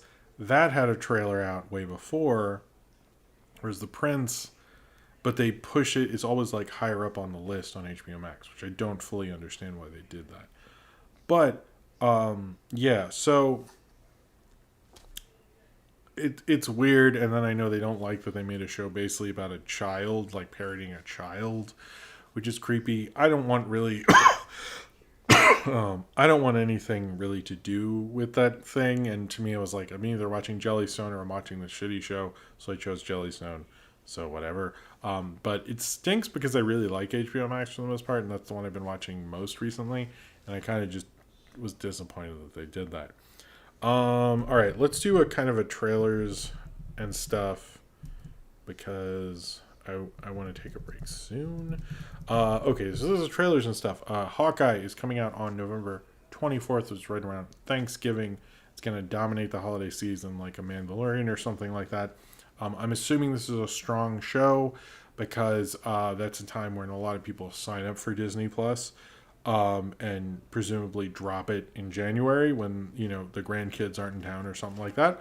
So if they're smart, this is a really good show and it'll bring up subscriptions, which Disney's been very good at. It's like, I guess, the number 2 to number 3 streaming service, which I'm assuming why they're doing it for. Adrian says, breaking news, Casa Bonita might not get sold. Oh. Yeah, I heard the sale's not fully done. I should have said that. I'm sorry. I'm not much of a restaurant reporter, I guess. But cheers to you, Adrian. We got a bunch of cartoon Me Too stuff from Little Ellen to Lucas the Spider, which is the thing before. None of the cartoon Me Too stuff, Nito, the preschool stuff from Cartoon Network. It's official. It's not for sale. Oh, that's lame. None of the Cartoon Nito stuff looks fine, but it doesn't look like I would actually want to watch it with my preschooler. So I'm like, this is neat, but like maybe like have like a bigger show. It feels like Netflix has like story bots, and it has like shows for kid and uh, uh, waffles and mochi and stuff like that. So I don't know if they really have the goods right now, but maybe they can get there eventually. The iHeart Arlo trailer looks cool. That starts at the end of August. That premieres at the end of August. That looks like fun. We all really like. Was it just Arlo? The movie was just Arlo, I think. Whatever it was, we like that around here. So I'm excited for the show. And then finally, the House of Gucci trailer from Ridley Scott. This looks really cool. We're really pushing the Ridley Scott stuff this fall. It's like kind of crazy how much Ridley Scott stuff we're gonna get this fall between The Last Duel and this. But Gucci looks a lot more fun with Lady Gaga and Adam Driver, and Jared Leto is there in prosthetics for some reason. But it looks like a fun, cool movie. So there's that. Okay, we only have 3 things in the Obits, so I think we should be good.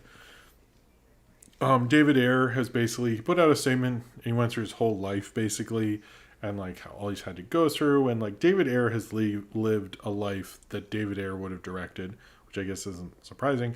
But he was basically like, I support James Gunn. I'm not going to talk about what happened with Warner Brothers. A lot of people have said they've seen the Ayer cut, haven't basically. And one day he's probably not going to say what really happened.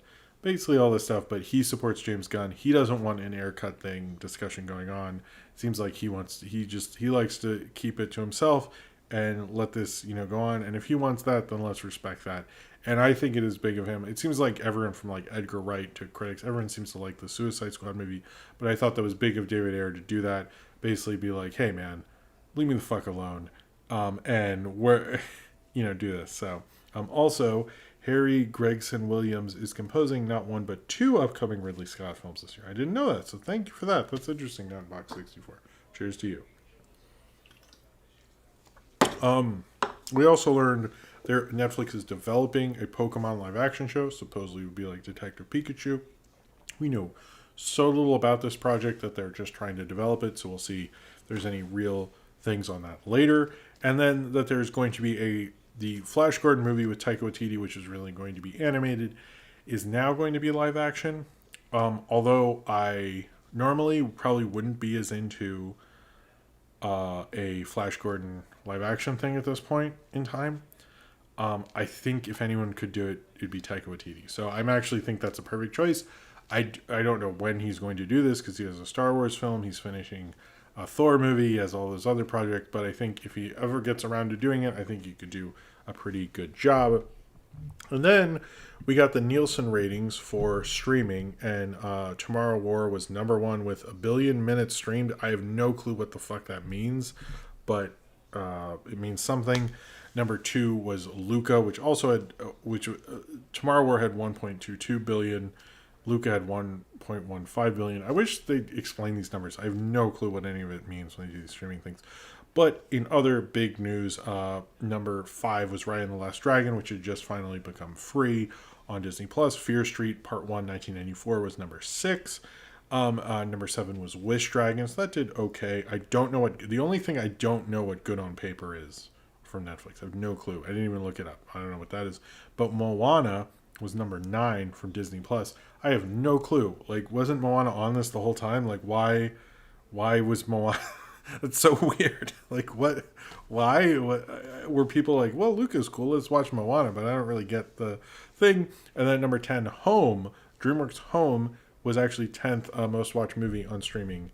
I believe this is for the week of June 21st to 27th. So takes a while to count that stuff.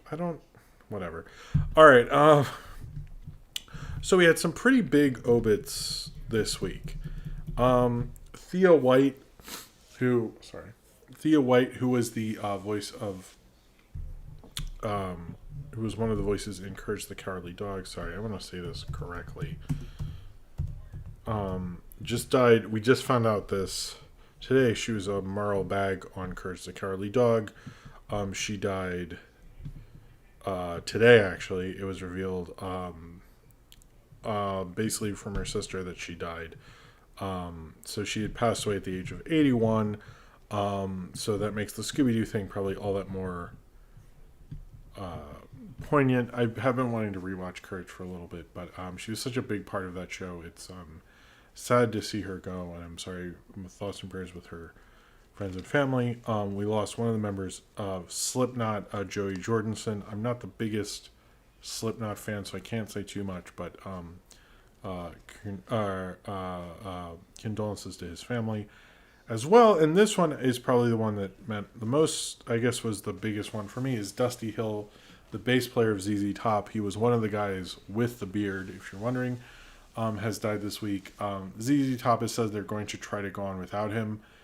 I don't know how you do that. That band was very tight. That band was a 3-person team together. I am such a fan of Eliminator. You have no idea. The remix of Legs, which I need to post on Twitter, that they made, which is like a little longer, is fucking insane. Like, if you don't like the song Legs, that's fine. But if you listen to the remix, like, that got me into them. They're a really tight, amazing band. They're really like one of the best practice, great groups. I really like ZZ Top a lot, actually. And I really like Eliminator. I'll fuck with Afterburner. After that, it gets a little, but they're a great band. And it's sad to see Dusty Hill, who's a great bass player. So, okay, I'm going to use the bathroom. Take a little break. We will talk about Jellystone. I've seen about 6 episodes. Then we will talk about Do the Evolution, which is a music video I really like. I know I haven't done too many classic music videos. I just want to do it because I really like it, and I thought I think sometimes with the stream I notice when I do like a more serious segment, you guys are actually more down for it, and so I thought, well, it's a little darker of video and stuff, but let's do it. Fuck it. This is the last show for a little bit. So I might try to do that when I come back. Is try to mess with it. I noticed like the show is a little more malleable in terms of tone than I think than a lot of people realize, and so that's why I'm doing it that way. Anyway. I don't think I have art. I need to open that drive. I haven't fully opened the drive thing, and that that GoFundMe thing is like crazy. Or Spot Fund. Sorry, I'm a little not. Maybe I should see if there's like. Oh, there was. So the someone who said their baby was due. Rocket Duck. 413, I believe, they had their baby. They posted the thing on Twitter. I would have posted in this video, and I was planning on it, and then I realized I don't really have permission, and I don't think that's okay for me to do that. So I just want to say congrats to them. That's amazing. I just felt weird like retweeting or posting someone's kid without their permission, and I should have maybe DM'd them, and that's on me. But congrats. We are baby buddies. That's really cool. One last whiz. Let's see if I can open this drive thing. Let me see something real quick. I should just go to the bathroom because I would like to get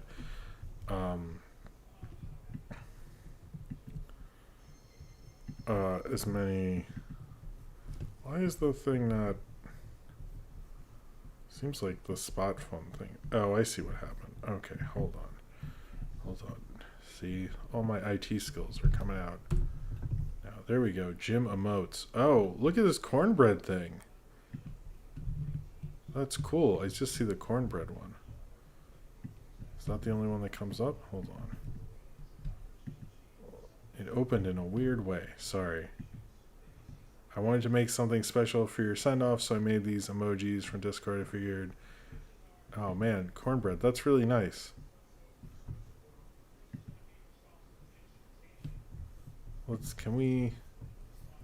Is it cool cornbread if I save download? Why is it just opening on? Was it just the cornbread one? Was there more? I'm a little confused about that. But I'm gonna post cornbread's thing. Cornbread, I hope you're cool with this. Hold on. Let's do. Sorry, this is real. Oh, hold on. Sorry. The Dunkaccino image just sort of happened. You know what? I think. No, I want to do it. Fuck it. Hold on. Cornbread.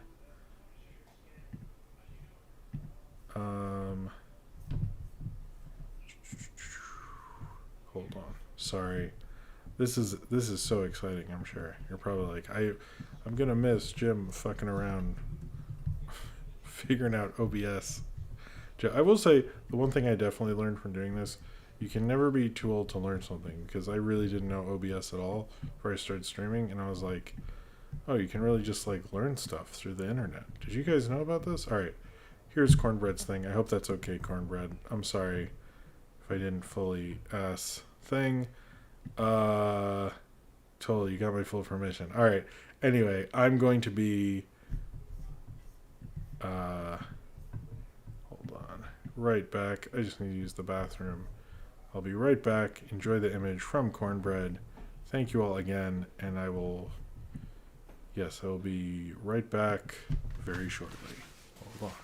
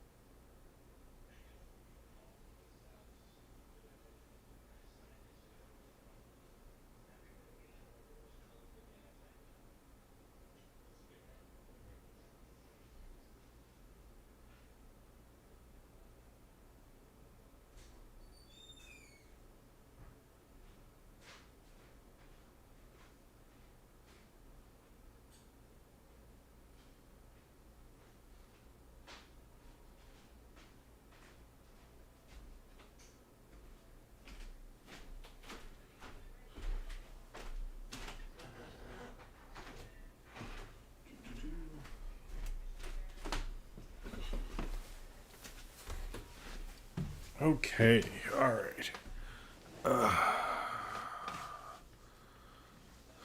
Okay.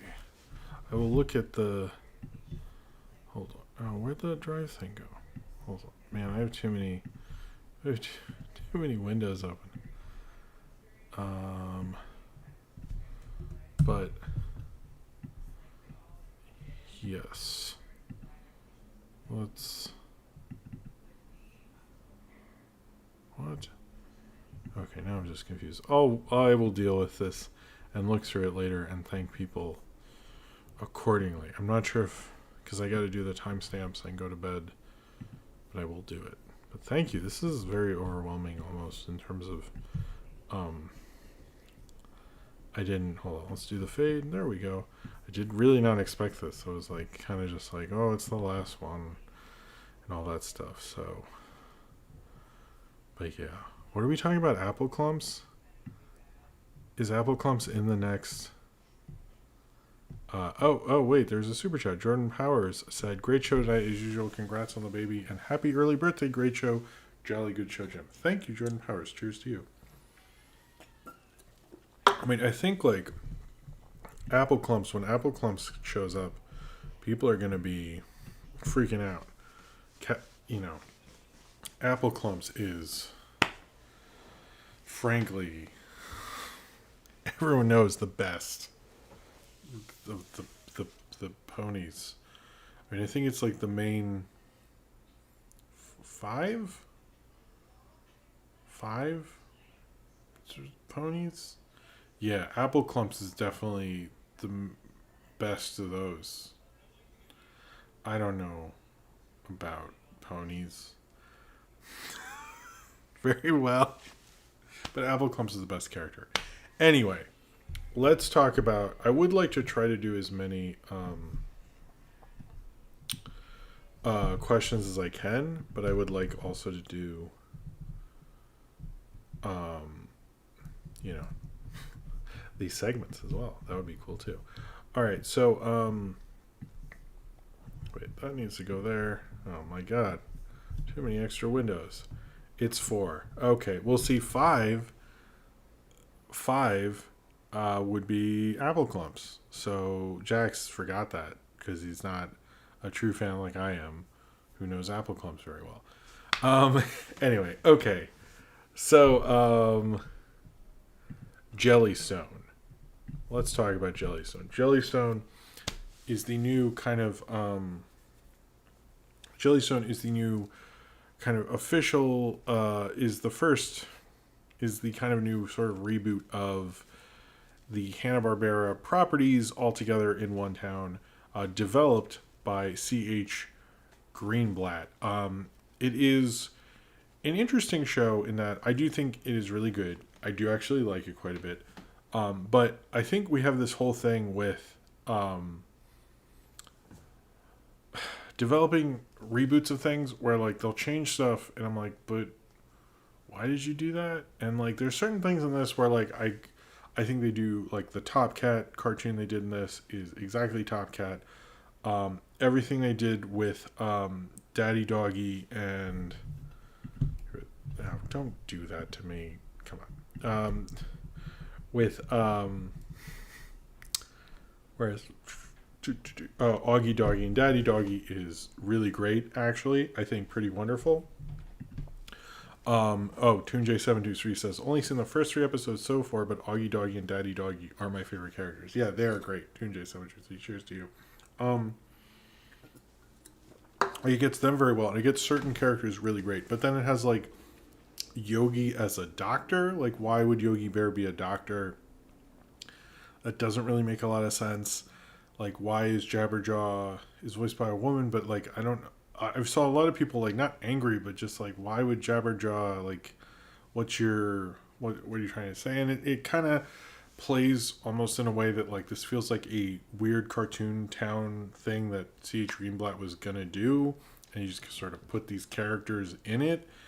It's like, well, then why have Yogi Bear? Why have all the Hanna-Barbera characters in here if you're just going to make them into, like, completely different characters?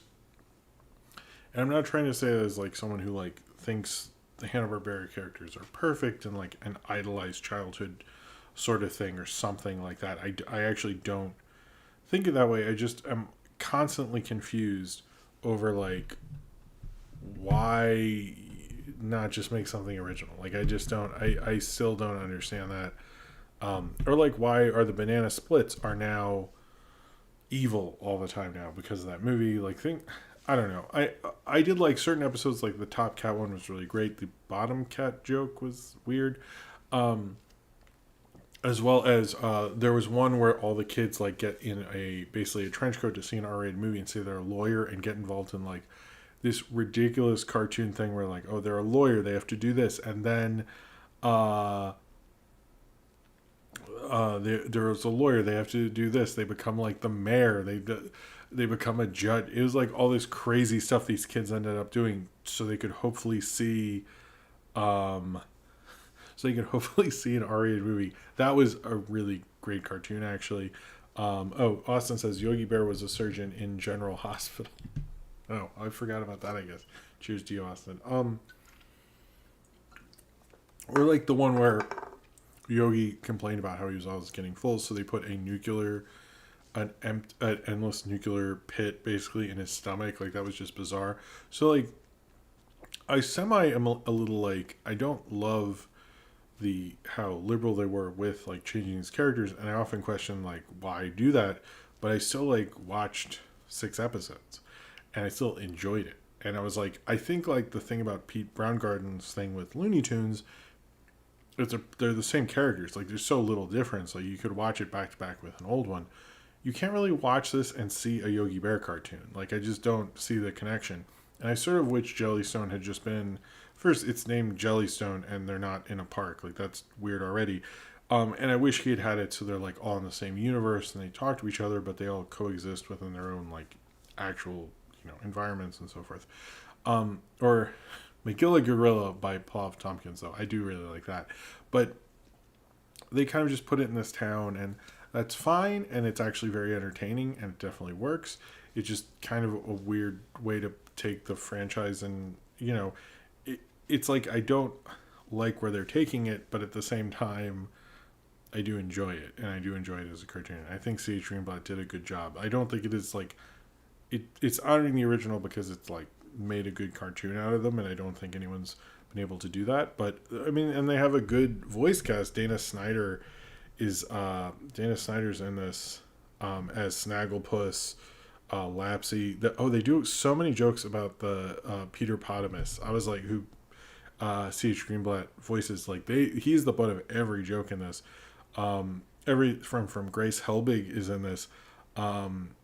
Just like a crazy good voice cast in this. Melissa Venus-Amore, I guess. I'm sorry. Thomas Lennon as Top Cat. Ron Funches as Shagrug. Like, so many great voice casts in this, which I really liked. I thought they did a really good job with that. I just often like if it was all the Top Cat cartoon is great, actually. Like, they do a lot of ones that are really great, but then they'll have these crazy cartoon things like where Cindy Bear turns everyone into gelatin. I actually really like that cartoon. I don't think Cindy Bear is like that at all, but I enjoyed it. So I'm kind of like half like I sort of get confused at reboots like that because I'm often like, are you saying something? Like, why do it that way? I don't understand that part, but I will say, like, I enjoyed it enough. But unlike the Pete Browngarden Looney Tunes, where I see that and I want to watch older Looney Tunes, in this, I don't want to watch Yogi Bear. Like, I don't want to watch all these. It's like, I like what they do with the obscure characters. I like some of the stuff, but it just doesn't remind me. It doesn't make me excited about Hanna-Barbera. It reminds me of them because they're there, and I like they have, like, super obscure...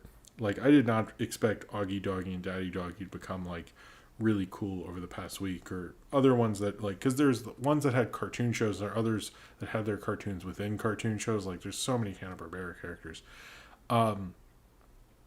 But I did question, like, why do it? But then I enjoyed it while it was going on. And I think, like, yeah, sure, they could have just... C.H. Greenblatt could have just made, like, cartoon Animal Town show and not had Hanna-Barbera characters. But,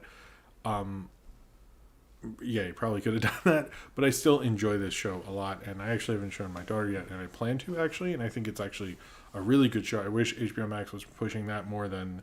the Prince show. Like, I think that this is like a positive, fun, really great actually cartoon, and it might not be the greatest reboot going on right now. It's not as crazy as like the He-Man reboot or anything like that, but it is actually a lot of fun, and I think C.H. Greenblatt made a good cartoon. Whether he did it correct or adapted these characters with these long legacies in the right way that makes you want to watch everything that they've done before or anything. He doesn't do that, but he still makes a really solid, wonderful, like, cartoon Animal Town show that if it was on Cartoon Network back in the day, I would have watched it, and I enjoy watching it now. And I think it's just, regardless of why or how he adapted it, he made a really good cartoon, and I'm happy with that right now. All right. So for my other segment tonight. I'm going to do Pearl Jam's Do the Evolution. Now, here's the thing about this video is I know everyone likes it for the animation and visuals, and I will talk about that. I'm not talking about other things. I'm not actually a big Pearl Jam fan. I do like their two kind of big videos, which would be Jeremy and Do the Evolution. And as a kid, anytime those came on, I would stop what I was doing and watch them. They're just like such great little short films of music videos. They did such a great job. But Pearl Jam was never a band. Like I have 10. That's like it. It never really represented a lot to me. Like Nirvana was a big band for me, and Soundgarden. But Pearl Jam and Alice in Chains never really did it for me. I have nothing against them really. But basically, Pearl Jam hadn't made a video since 1992. They chose not to. And so this was their big return to music videos, actually. 6 years after their last video was Oceans. However, almost every press coverage I remember at the time was basically like they're following up Jeremy. And that's how I felt. I was like, oh, they're following up Jeremy. Because Jeremy sort of was the end statement. They still played it a lot, actually, in the 90s. Like, it was like this epic video. Like, everyone knew it. Even though it had been 6 years, it still, like, was everywhere. It was this big statement of a video. So, in my mind, it makes sense that they release a video that was this big of a statement 6 years later with Do the Evolution. Now, this is mostly credited, and most people go, oh, it's directed by Todd McFarlane. Now, Todd McFarlane was having a really great 1998, which is when this came out. The Korn album, Follow the Leader, which he did design the cover art for, came out. Freak on a Leash came out. If it came out in 98, it was after this, but it was mostly a hit in 99. And he had The Spawn Show, was still on HBO, which I need to watch. And if Jax Blade is still here, I believe he's a fan of that. I know maybe I'm wrong, but I thought he told me he was a fan of the show. I might be wrong about that. I'm not sure. Maybe I'm way off. But this was actually directed by a director of Batman the Animated Series, who also did storyboards for Batman Mask of the Phantasm, who was very involved in the animated series, Kevin Altieri, as well as with Todd McFarlane, which is interesting. I didn't know that. And when you look at the dancing woman who's supposed to represent death, it's pretty obvious that he worked on Batman the Animated Series. The thing with this video is it kind of comes on when it started. The other thing is everyone knew a new Pearl Jam video was happening. It was actually a big deal because they hadn't done one in 6 years. I assumed it was going to be a performance video, which I also learned researching this, that I thought Pearl Jam made the videos for 10, which are like the regular amount of videos you make for an album, like 4 or 5 or something. And then they made this, and that was it. Apparently in the 2000s, they made like a ton of music videos. I did not know that until I didn't watch them all. They were just like performance videos, which is like, in my mind, those videos are kind of boring. There's like very few performance videos that are like interesting. Although that one, Linkin Park one that Mark Romanek directed, that one, I don't even like Linkin Park, and with the shadows, that's a pretty good one. And there's others, but that one sticks out in my mind. But basically, what the idea of Do the Evolution is, you kind of go through the history of man and humanity, all the changes and everything that happened with that through. You see particularly like people jumping out of windows because the stock market crash. You see, man fighting as basically like, as ape or apes fighting, pre-evolution. You see, the Roman Empire. You see Native Americans being basically like covered with smallpox blankets. You see like all these like horrible, crazy atrocities of life and things like that. And this got played a lot actually on MTV. And then you see the future, how horrific it will be, and how like humans are made through machines and like all this crazy stuff. You see World War II. You see all this combating you at once, and you kind of see the crazy, the progress of man, but you also see the fault in that progress and the kind of evil terribleness in that progress at the same time. This is sort of like an 8th grade kind of like statement on man and humanity a lot of the time. But I will say one thing about that is that when I watch it, I'm incredibly compelled by it, by also going like, oh, it's like just like giving you kind of quick cuts and everything, being very cynical. But at the same time, like I don't like disagree with it. It's not like, I don't know, like I don't really like disagree with what is going on here. It's like, it's like it is very cynical about humanity. It does show the evil of man. It's not like lying about anything really. It and it plays in this like great visual way where it's like playing with like the idea of like death and like humanity's like basically like rips itself apart in the name of progress, the blood, the idea that humanity is basically built on the backs of like, blood and exploitation and, money and power and ego and things like that. And it just like feels like really awful. And it's kind of crazy, like at the time into the evolution with this video, like, not having Pearl Jam even in it. And I also have to say, this is in 1998. Fall of 1998 is before the Backstreet Boys and NSYNC really hit. Like 98, like the beginning of 98, that school year, I was my freshman year of high school actually. Um, Alternative bands were still big. Like NSYNC was rising. By like Christmas, Backstreet Boys and NSYNC had sort of taken over. They were still building, but then when they became like the one Backstreet Boys Millennium, I think came out towards the end of my freshman year of high school, and then it was sort of over. Like that was kind of hitting it. Um, and so like this video I think couldn't have been the hit it was, despite like Pearl Jam and all the hype behind them finally having another video. Could not have been as played, could not have been played as much as it was until without it coming out when it did, because it was kind of the last gasp of alternative. It was like the last breath of alternative before they like really switched away from it. So I think that kind of helped with it, because they kind of sort of had to play it, because it was kind of not sure where the new stars were. It was like, well, Korn's coming up. Well, we see the rap rock stuff. Well, we know the boy bands, but they weren't like showing the numbers they would very shortly. Britney, I think, would happen towards the end of this year, of 1998. Oh, Paleo has a super chat, says, one line, do the evolution at the end is 2010, watch it go to fire, and I listened to the song a lot in 2010 when the Gulf oil spill happened. Wow. Wow. I didn't realize that. Cheers to you, Paleo. You're probably right, Mandela Butterfly. Maybe this video is simplistic in certain ways.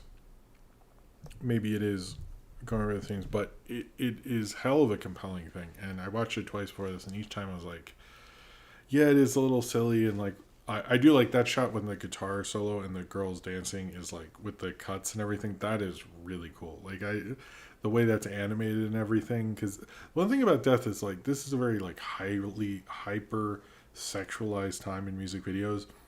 And her dance isn't like, I wouldn't say that hypersexual.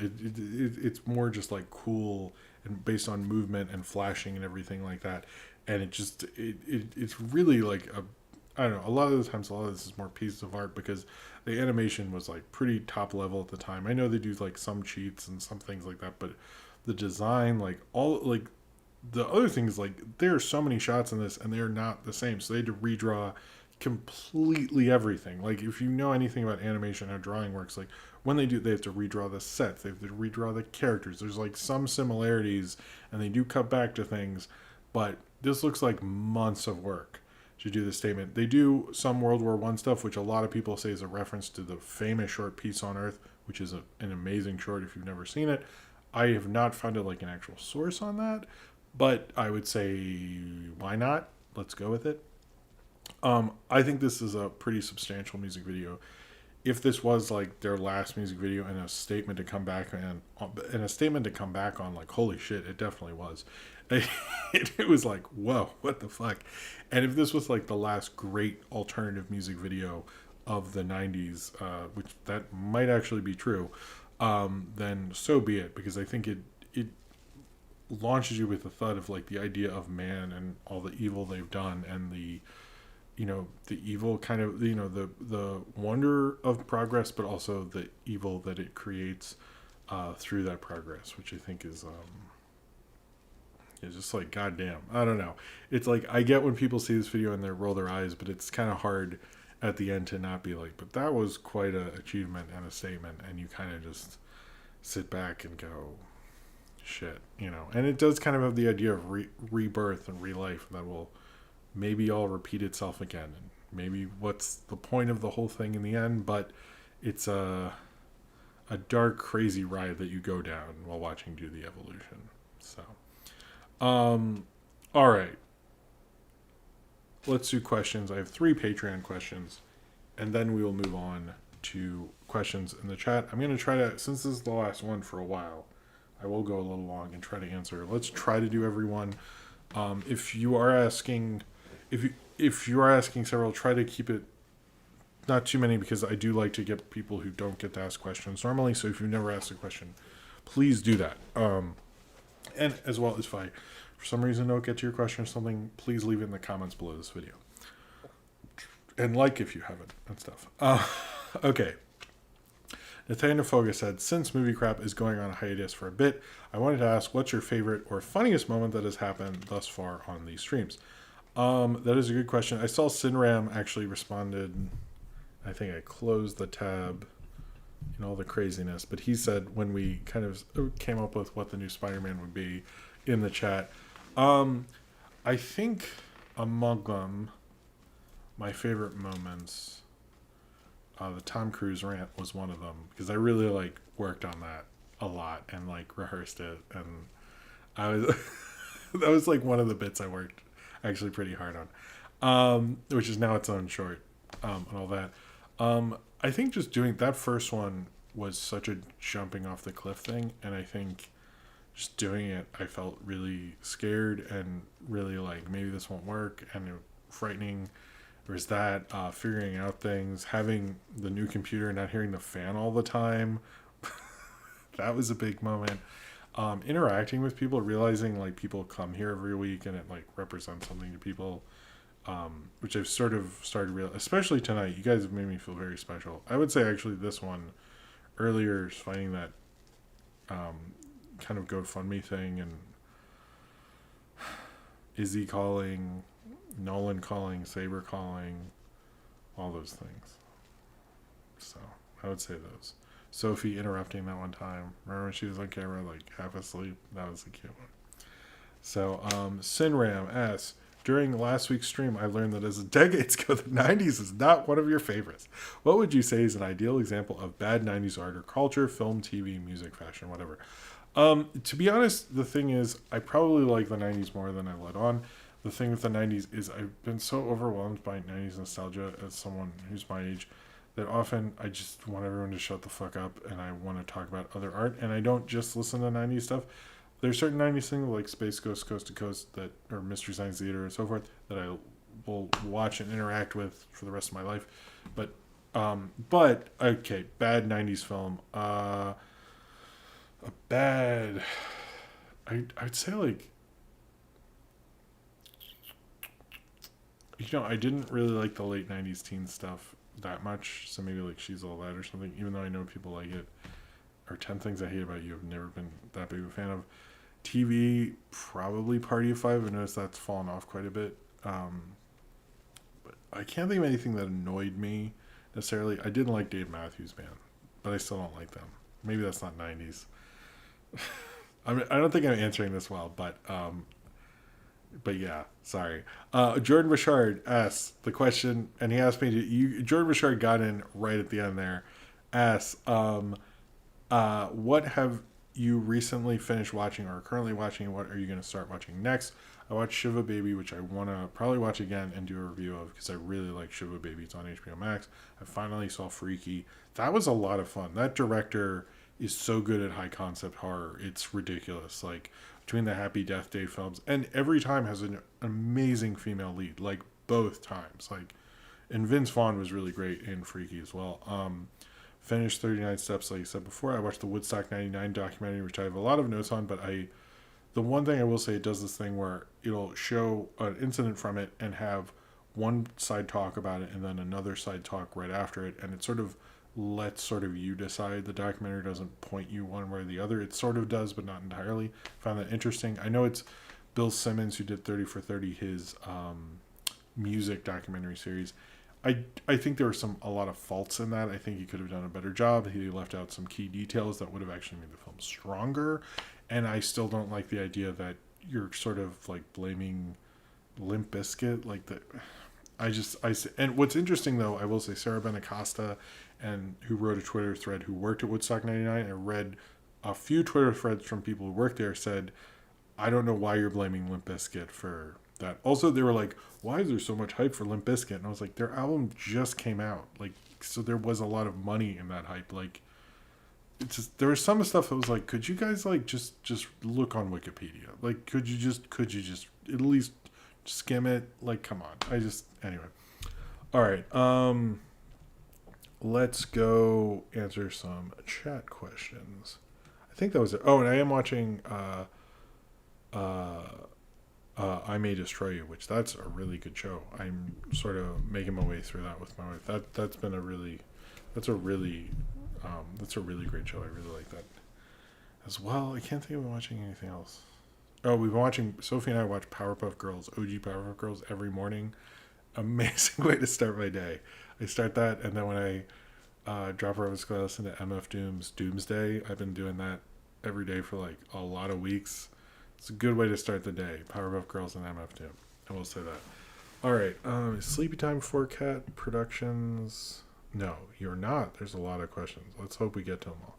Okay. Zane Powers. Since this is the last time I'll be able to hear it for a while, can you tell me the most epic tale from your time in Vietnam? Running to Canada. That would be it. Cord Red. So this is possibly the last one I can do on stream. This isn't there will be other streams eventually, just to be clear. But I'm glad we're all treating it. Anyway, should I ask the question we've all been thinking? What's the worst running gag for this channel, and why is it Katana Wolfman? I would say that, or the monster trucks, which will never die. Major Mekazawa, I don't have a question tonight. I just wanted to thank you for consistently delivering so many great shows week to week. Oh, thank you for over a year, and I'll be patiently waiting Movie Crap Live's return. Oh, thank you very much. Bruce Parker, pitch for Monster Trucks 2. I would say Creech gets involved with the Need for Speed team, because I don't think Creech could be involved with the Fast and Furious team, and has to do an epic car race. Question, so from Austin, how did Katana Wolfman get his katana? Does he get his arm cut off, or is that the other guy? Yeah, well, I think he got it at Target. Sunspot Mill, what is your favorite moment about making Movie Crap Live this year or other years? Making it, I would say making the shorts, because those are things that can kind of live on, and I didn't want to just do news stories that would just be like cool for a couple days. Doing those and seeing them like look like the Peppa Pig one is one of my most watched videos, I think. Same with like doing other ones, like getting the Jim Simon thing. I still want to do. I'm not sure when I'll do a video essay on that, but I've been contacted by a lot of Jim Simon fans, and whenever that happens, I would say those kind of stuff, like making those shorts, made me able to have bigger videos of just like quick little things, but like they've gone on to like, the Nacho and Dog one from the Taco Bell thing, like they had a Facebook group, and like I met other fans for that, and like things for that, they're just like little pop culture things that end up, some of those things, like people are like, why do that? But I noticed I was connecting to fandoms that like kind of wanted something like that, and I think that would be one of the behind the scenes making things. Maybe that's a weird question. Do you think do you think Ian can ever appear on Movie Crap someday? I think at some point. The problem with guests is like I want to cover stuff, and you have to like rehearse and all that stuff.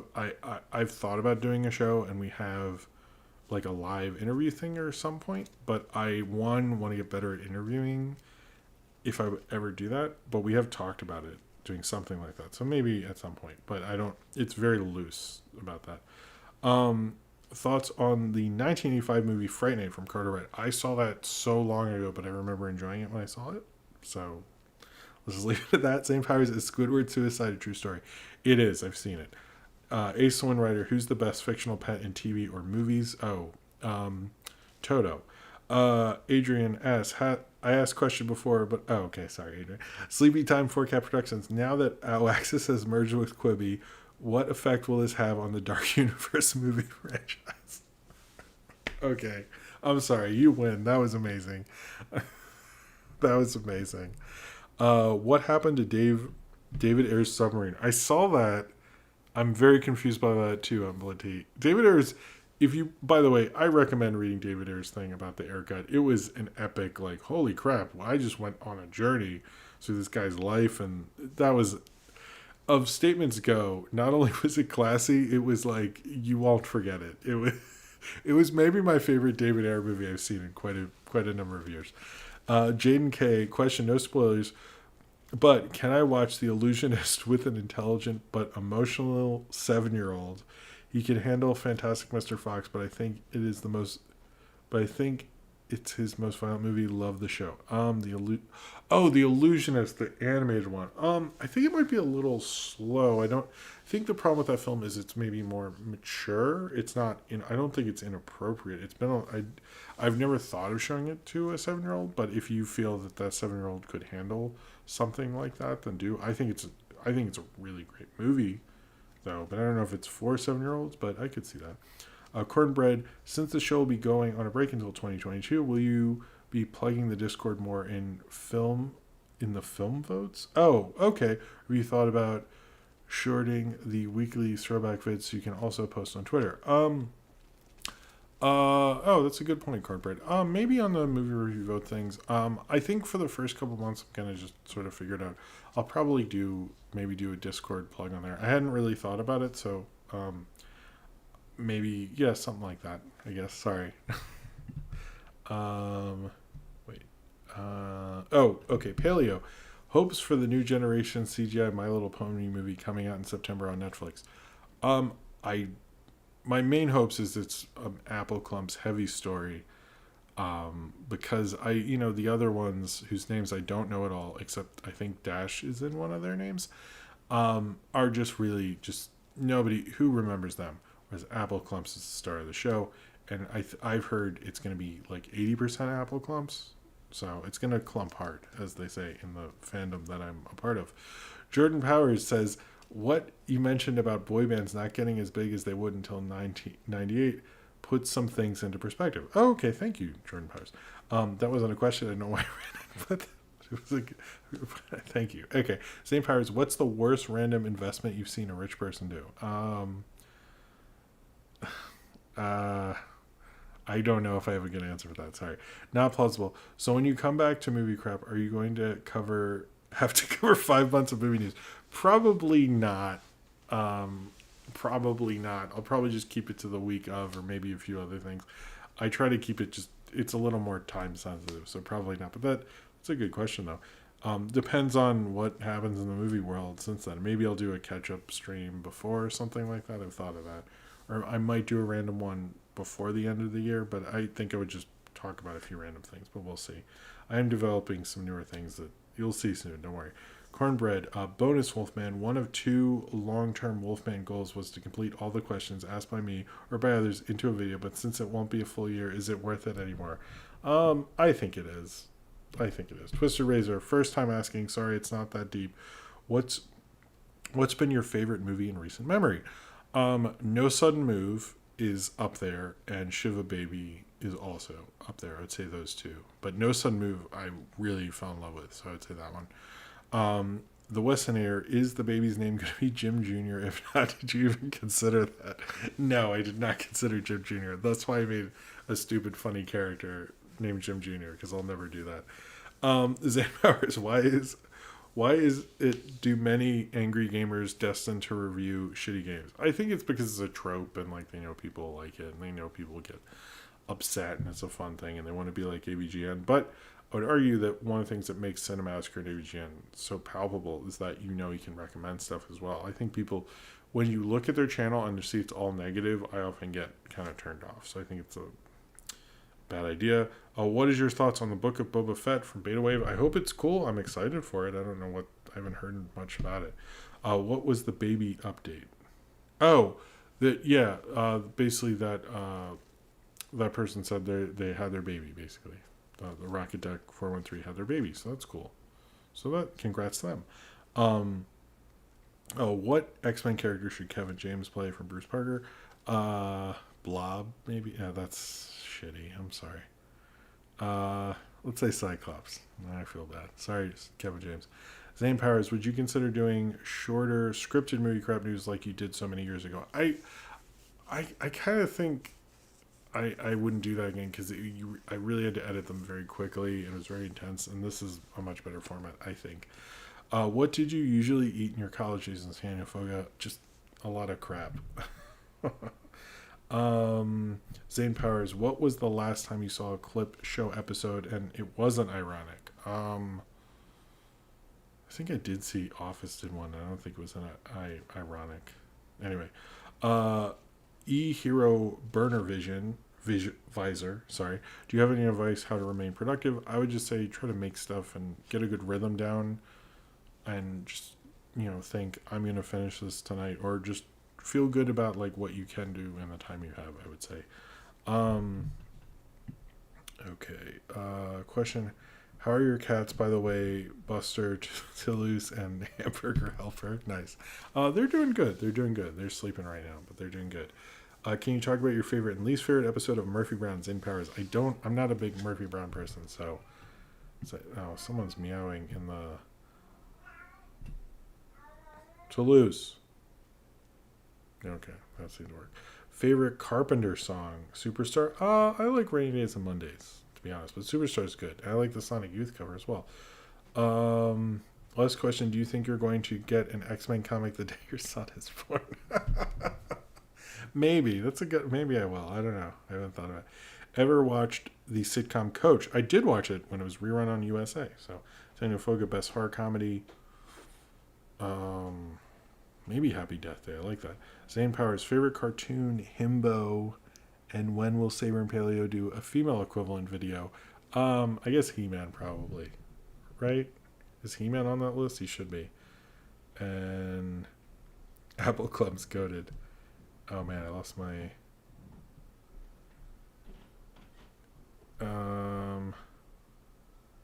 Okay. What do you think about the Forever Purge movie? I didn't see it, but I'd be into it. Beta Wave asked that question. Will Movie Crap 2 be a Tubi exclusive, or will it be a 5-second TikTok? 5-second TikTok, not plausible. Zane Powers, can you do your Josh Boone impression talking about the importance of movie theaters or whatever? I forgot what that was, but I'm sure it was funny. Bruce Parker, do you think Richard Dreyfuss' son will get his PG cut of Boogie Nights? I'm not sure what that's referencing, but I hope so. Jordan Powers, did you ever notice the 90s had a lot of 70s nostalgia the way that the past decades had a lot of 90s? I did. I like 70s nostalgia for the most part. Speaking of Katana Wolfman, do you see my art in the Google Drive? I need to do the Google Drive. I kind of looked at it very quickly. So, is the Scarlett Johansson lawsuit going to cancel Jellystone? Yes. It doesn't make sense, but apparently that's true. Not plausible said, not a question, but thanks for being the only constant for the past year and a half. Things have been rough, but hopefully when you return, each of us will be in a much better place. Oh, well, thank you, not plausible. And I hope things are. What's with the Fox and not marketing visually bizarre flicks like Freaked and Monkey Bone? I don't know why they do that. I feel like they have too many things that mess up. Follow up, Juana Man. Nice. Thoughts on journalistic integrity. I wish more people had it. When will you answer my next question? What? Wait, what? Wow, there's a lot of. When are you going to do a segment on Degrassi? I do need to. I've noticed the Degrassi fandom and what I'm interested in Degrassi apparently are very different things. Bears or beets? Beets, I guess. Okay, I'm getting a little tired, and there's a lot of these. Let's find somebody who hasn't. Gabby, remember when I made that comment about my birthday? That was over a year ago. Oh, it is? Jeez, that's crazy. Let's see. Question. If I ignore a problem, will it go away? Sure. I think that's it, because I'm getting a little tired. I'll do classic Cameron said, are there any movies or shows you were excited to show Sophie, but she didn't like them, so you are now considering showing your son later on? I guess she wasn't as into Star Wars, and I guess I'll show it to him, but we'll see about that.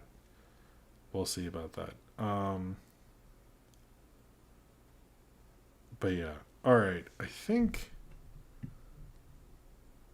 Yeah, I think that um, heads or tails? Heads from Sunspot Mill, and I think that's it. All right. Um,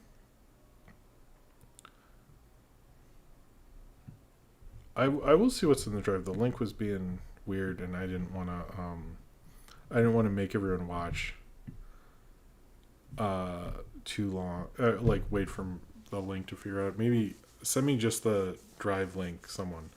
But anyway, thank you very much to everyone for being here, for all the super chats, for being here tonight on the last night of doing this. I will still have videos next week. The video of Jellystone and Do the Evolution and Jersey Girl and Jungle Cruise. So it's a weird amount of mix of things. I'm probably going to do 3 or 4 videos a week for a little bit, and then it'll probably stop and all that stuff. I do have other stuff coming up that I think are going to be interesting and different, and I don't think what you'd expect from this channel, and I'm excited to share those with you, but you'll see those when you see them. But thank you for, you guys really surprised me tonight, and thank you for the streaming thing. Oh, thank you, TuneJ723, last super chat.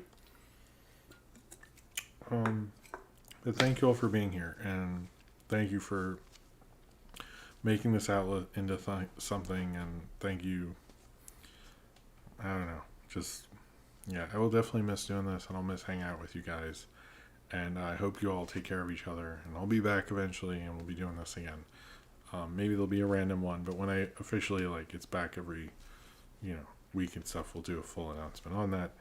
But just thank you all for all your support and for watching. Make sure you subscribe. You'll get more stuff.